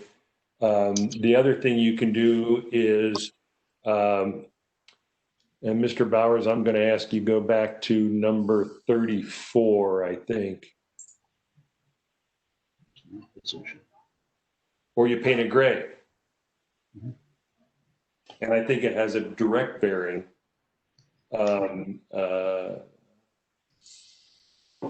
especially when we're looking for neighborhood businesses on this, that either, and because I like the red canopy over the entrance. It signals here's where you come in, here's the entrance. It's has a far departure from the rest of it. And my position is that it ought to be muted, so it ought to be a gray or a brown. In fact, I'd suggest just do it a gray and let the structure behind it be what it is, and then let the two structures up front be gray. So my suggestion is that the color of the roof match the color of the gray. Mr. Bowers, I had a question just about procedures and what the board can and can't require. I remember we had a meeting a few months ago where I thought it was determined that the board could not condition a specific color. Does that still hold up for commercial structures? I think that it does, but where I think it gets tricky is that, you know, I think that the board has the control to match the building, the existing building. The tricky part is, again, there are several different roof lines here, and matching the building can be interpreted in different ways. So They just say should the board go in this direction, couldn't they say match the character of the roof of the building, or the roof of the structure, or the entranceway of the building, rather than picking a specific color? Wouldn't that be the best way to go about it? Yeah, I'd probably agree. I mean, to match with a certain part of the building would probably be the best, in my opinion. All right, thank you. I just wanted to bring that to the board's attention before any motions or further discussion was made. Brad, can I interject something? Yeah. No, go ahead. I don't want to talk, Earl. Go ahead. Go ahead. I'm sorry. No, you go ahead, Earl. I'll go after you. No, Earl, you go first. All right. All right. I'll go. Okay. Looking at this is my own personal opinion. I know you guys have been arguing whether we can or can't. I don't believe that we should be selecting colors because, hold on a second, shut that down. Because I can see 4 different colors on that roof from here. If I pull the light in, there's probably potentially 5 different colors on that roof. So who gets to pick which color matches? You know, that would be my whole thought on a color. You know, I think we need to reduce, just if we reduce the size to 10 feet or under on the legs, because Jeff, I don't know if you said the top, but the leg is what I was talking about, 10 feet or less, not the peak. Okay. Right. I was referring to the eave. Okay. All right. So you're at the same place I am, 10 foot top of the leg. Okay. Yeah. Okay. Thank you. That's all I got. Mr. Carell. No, go ahead. He answered my question because I was bringing up the same thing that Paul was going to. I'm good. Okay. Mr. Chair, I want to clarify with Mr. Carell there that you're in agreement with Mr. Shekels that we as a board have no jurisdiction over color.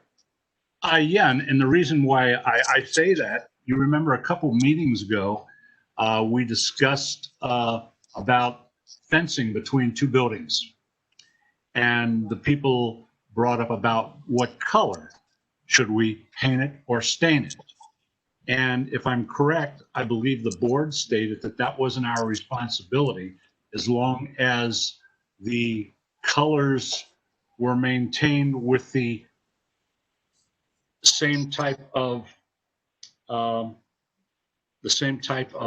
am I looking for? the aesthetic view, I guess you could say, or the same color of the gables or the roof, or the, you know, that they blend it together. That's what I'm saying. And I think that's, as long as it blends in, I don't think that the board really has a dictation of what color, you know, it should be, unless it's going to be yellow and stick out like the tent does.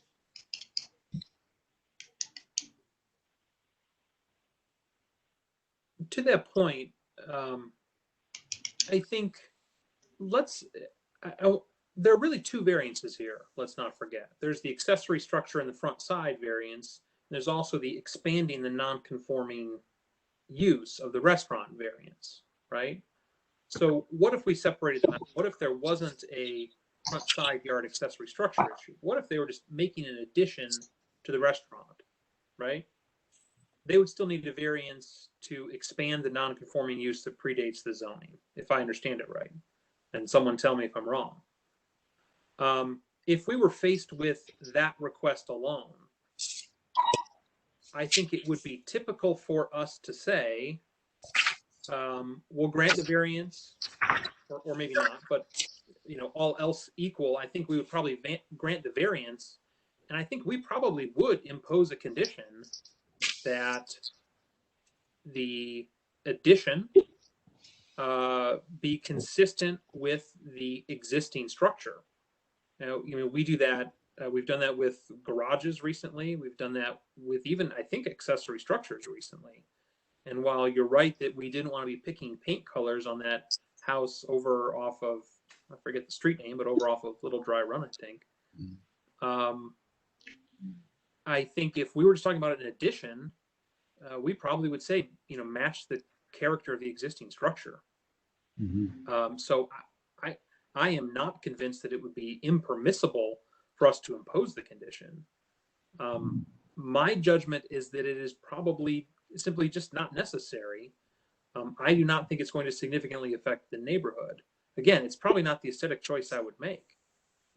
But I don't think it's necessary to preserve the essential character of the neighborhood in this instance. That's my position on it. Any reaction to that? Anyone? I would just go back to which one of those four colors will you accept that I see there? If we throw out the white because the tint's coming down.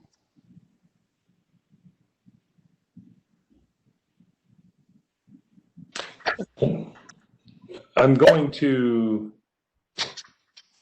rely on as a registered architect and indicate to you my professional feeling that the red that we see there is appropriate. It is a far demarcation from the rest of the colors to say this is a significant portion of the architecture and it signifies entrance.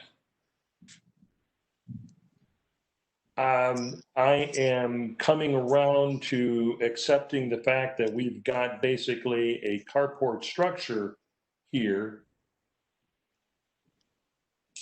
And I believe that painting that roof red is a big mistake. It's going to stand out. You don't, when you look at this picture, you see two things. You see the red, you see the white.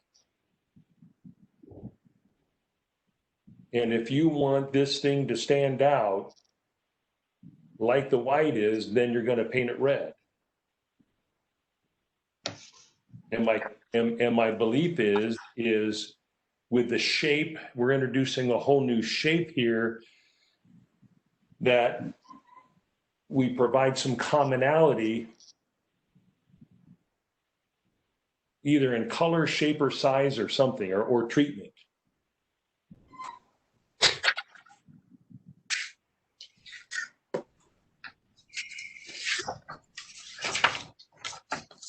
So in sum, Mr. Haber, I think your conclusion is that as presented in that spot, in that location with this material and in the proposed color, it is so significantly inconsistent with the character of the neighborhood that you would not grant that variance. Is that correct?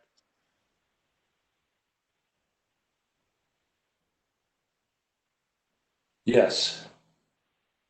And after having gone through the discussion, my professional opinion is to a client that I do not have is that I would not paint it red either. I mean, that's.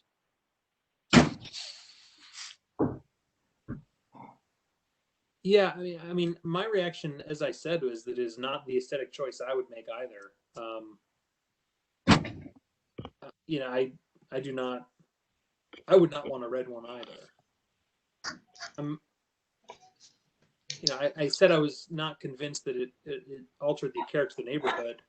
I guess I find myself waffling on that a little bit as I just flip through these photos again and imagine that red. And you know, there are no other neighbors on the line who would have objected to it to tell us how they feel, but it would look odd. Can the board remind me? I know we heard testimony that they've already contracted for this. Did we ask if it was too late to change the colors? Anyone remember? I believe they said they would be willing to change the color to whatever the board suggested.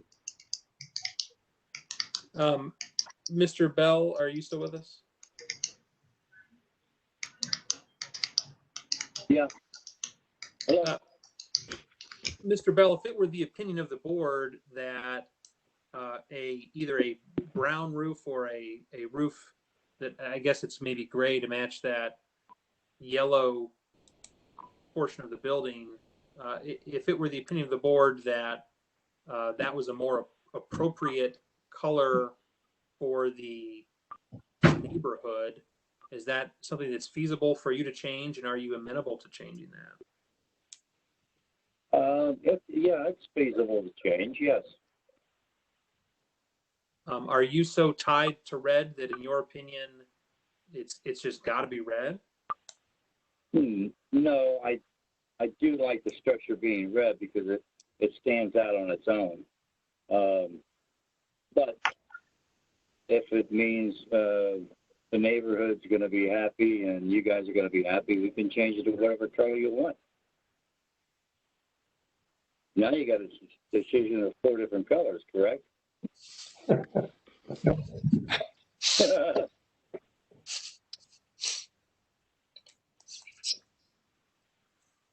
Okay, so I think Mr. Haber is in favor of a different color for neighborhood character purposes. I am kind of on the fence about it. I'm not sure that I'm in favor of dictating the color. Mr. Carell, Mr. Sine, Mr. Shuckles, where do you guys come down on this? Well, I said, I see 5 different colors in the picture now. If the white tent goes away, there'll be 4 different colors now. I don't believe that it is in our scope to dictate that, because the way I look at that, and having driven through the neighborhood, I don't see that the essential character of the neighborhood would be altered, or that the adjoining properties would suffer a substantial detriment by the selection of any of those 4 colors. Okay. Mr. Carell?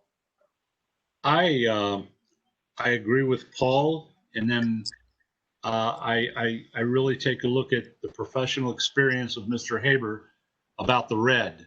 I think I have to agree with him that the red would stick out like a Kentucky Fried Chicken place. That's how I feel. And I think that you've got a red awning, then you've got a red awning with the gray roof here, I believe it is. I'm colorblind in the middle. I think where the tent is, it should be a neutral color to go in with the roof. I mean, that's my opinion. I think red is out of the question. That's how. So I'm sorry, you think red is out of the question, and you would deny the variance if it was going to be red? Is that correct? I feel that way, yes. Okay. Mr. Sion? I would go. Yeah, I would be of the opinion that having it match the character, of the other buildings, one of the other buildings, just to kind of blend in. I would be amenable then to approving it. Whether if it was red or nothing, I don't know that I would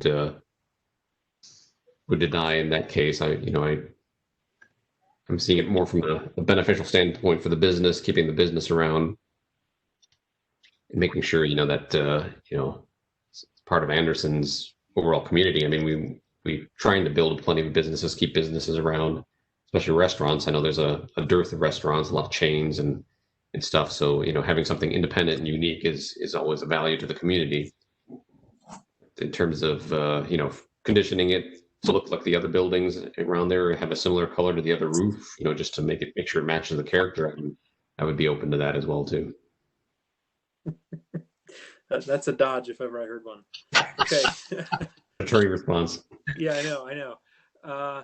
Unfortunately, I'm a lawyer too, so I was hoping I got to do that. No, so where I come down on that is that I agree with Paul Shekels. I think we ought not to dictate the color.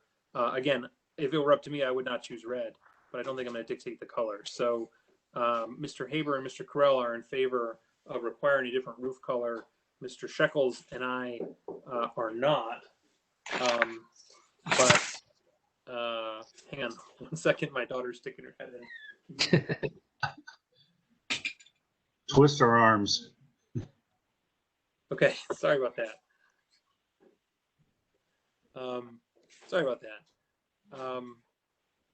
Mr. Shekels and I are not in favor of requiring any particular roof color, even though the proposed color is not one I would choose. Mr. Haber and Carell would like a different roof color. So, Mr. Sion, it is up to you, I'm afraid. Would you approve with the conditions we just discussed as applied, or would you impose an additional condition of a roof color that is not red? I would not be inclined to impose the condition of a color that is not red. Okay. I'm hearing then a board consensus to grant the variance subject to staff's recommended conditions, which do not include any amendment to the roof color, though I know there is some dissent on that point. I would add, I think, in addition to staff's conditions and the traditional conditions we impose about construction started within 1 and completed within 2 years, I would add the additional condition of maintaining the existing or similar vegetative screening that we've discussed, which I know was mentioned by the appellant, but I don't think was specifically discussed as a condition. Would the board also be in favor of that condition as well? I would. Okay. Would anyone oppose? Yes. Okay. Haber, yes. Shekels, yes. Carell, So yes. again, I'm hearing a consensus to grant the requested variances subject to staff's recommended conditions, subject to the additional condition that the existing vegetative screening be maintained, and subject to the additional conditions that construction be completed within 1 year. Started within 1 year and completed within 2. Is there a motion to that effect? I'll move. So We have a motion. Is there a second?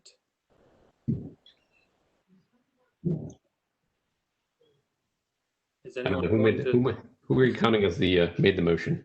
I have Mr. Shekels making the motion. I will second the motion. Mr. Sign seconds. Okay. Will the secretary please call the roll? Mr. Carell, Aye.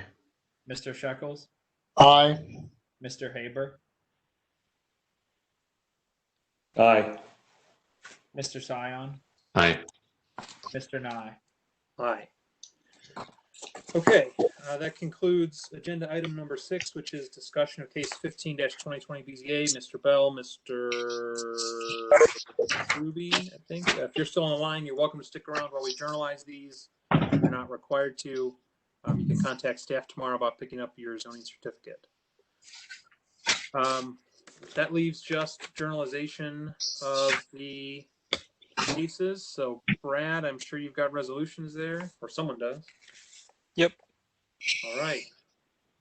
I'm going to stick my head out of the room for 1 minute to see. Yeah, do you guys want to do a recess real quick? I could use a bathroom break. Yeah, let's take a 5-minute recess. Okay, sounds good. Okay.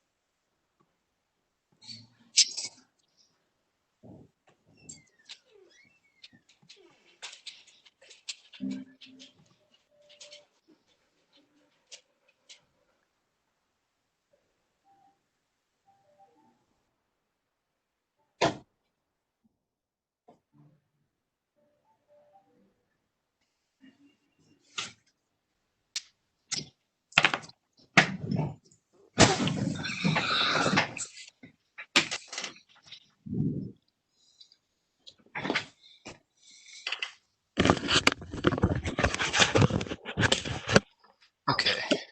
Paul Shekels is back. All right.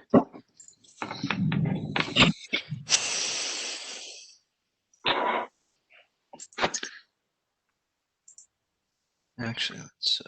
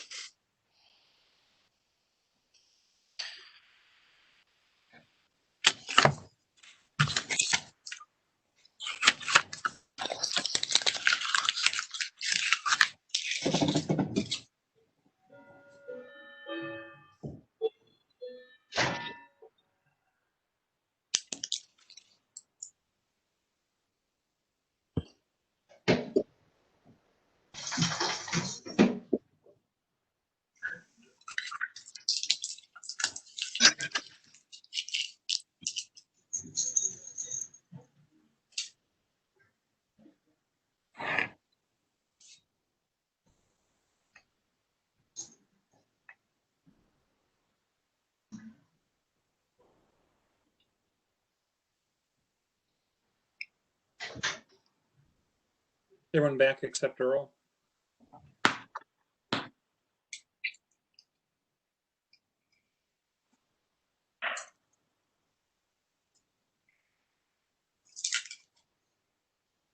I know we've got Steve, Paul Shekels. I'm not sure about Paul Sion. I'm back. Okay, yeah, I guess we're just waiting on Earl.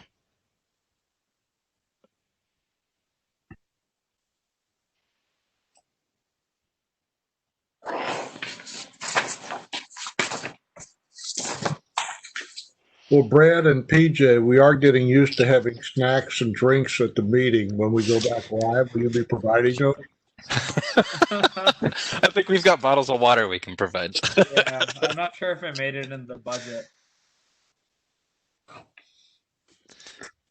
Bring your own snacks. Yep. Make sure you bring enough to share. Terms like an elementary school. Providing stay, providing for that one. Or soccer. Yeah, someone's parents can bring the snacks. Yeah. I can volunteer to be snack lady. Awesome. Well, yeah, whenever we get Earl back, we can move on with the resolutions. Earl, Here, we're ready. here I come.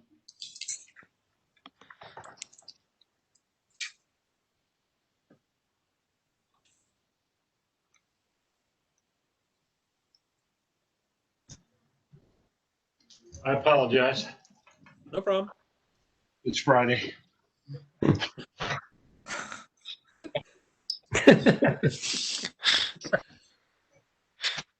All right, case 14-2020 BZA. Let me know whenever you guys are ready to scroll. Go ahead. Go ahead. You guys good on this page? I'm on 4. Hang on. Okay.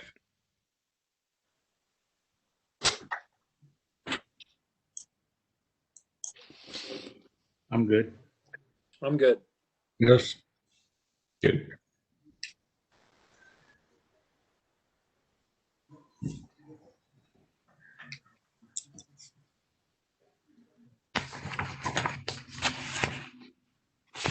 That date on the plans is wrong.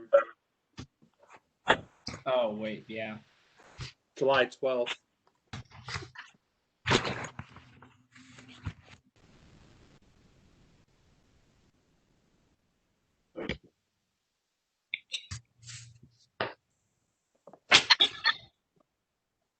Mr. Chair, regarding case 15-2020 BZA, I move that we approve and journal our decision. This is Paul Stein. I second the motion. Mr. Haber moves, Mr. Sine seconds. The secretary, please call the roll. Mr. Correll, Aye. Mr. Shekels, Aye. Mr. Haber, Aye. Mr. Sion, Aye. Mr. Nye. Aye. And Brad, can you change the header? I had it as case 15. Yeah. Oh, whoops. 14. Oh, that's where I got my motion. Yeah. Okay.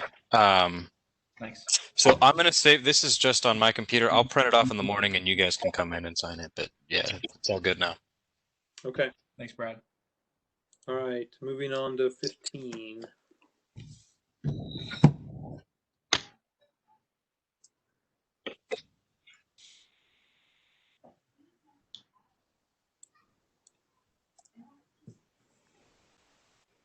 All right.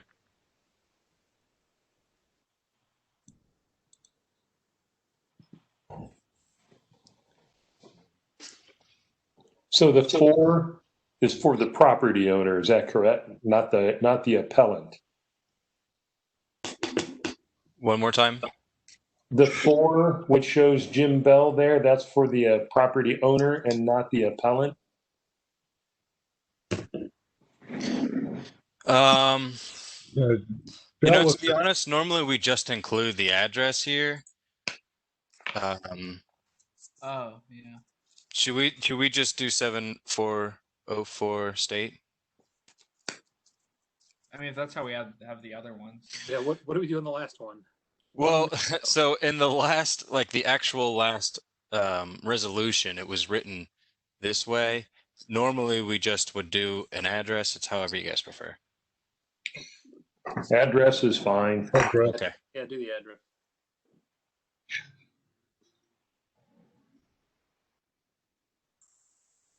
It was just interesting because the applicant was, at least on the document, is that Mr. Truby, the Academy Rental Group on behalf of the of Jim Bell.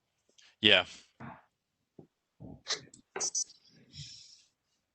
Brad, are you guys not putting dashes in between parcel numbers on I your? put several because there were 4 different properties and there were different pages. I can do dashes. I just was doing the parcel ID. Okay. I think it might be easier to read if it matches what we use in iWork. If you do like 500 dash. Does the board have a preference? No. Nope. No.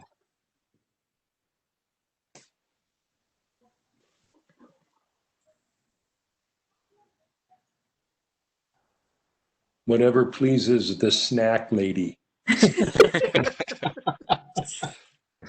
Pressure's on. There we go. Buying pizza tonight.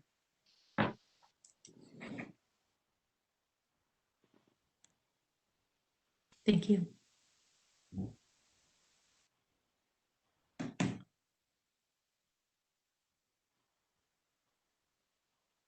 I'm good with this so far.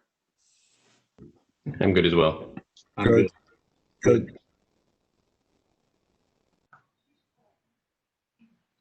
Did you guys all are good on 5? No, we stopped at 4 there, I think. Oh. I think, right?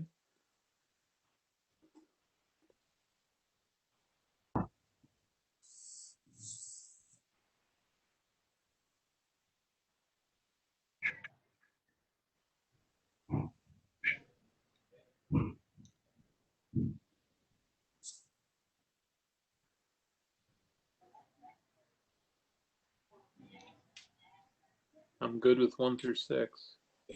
Me too. Me too. I think there were a couple other So we needed to conditions. add a condition, yeah. Right. There were 2. One was limit the height at the eaves to 10 feet, right? And the other was maintain the existing vegetation.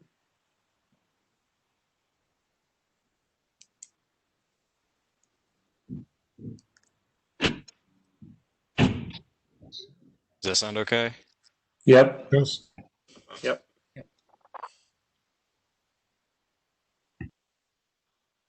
And then there was another one about the screening, I think. Correct. Maintain the existing vegetation.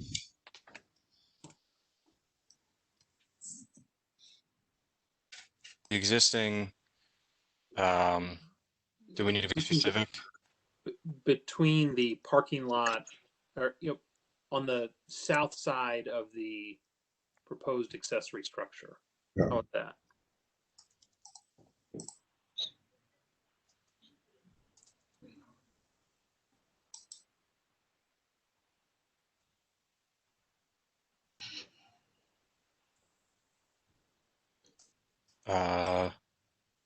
Just leave it at that. Maintained. Yes. Okay. Yeah. Yes. There we go. Yeah, that looks good to me. Okay, I'm good. I'm good. And 15, Mr. Chair, regarding case 15-2020 BZA, I move that we approve and journal our decision. It's Paul Sion, a second. We have a motion and a second. Please call the roll. Mr. Corral, Aye. Mr. Shekels, Aye. Mr. Haber, Aye. Mr. Sion, Aye. Mr. Nye. Aye. All right, that concludes our agenda. Unless there is any objection or additional business from anyone, we can close the meeting. All right. All right. Objection. This meeting is adjourned by unanimous. Do we have anything for next month? Bang.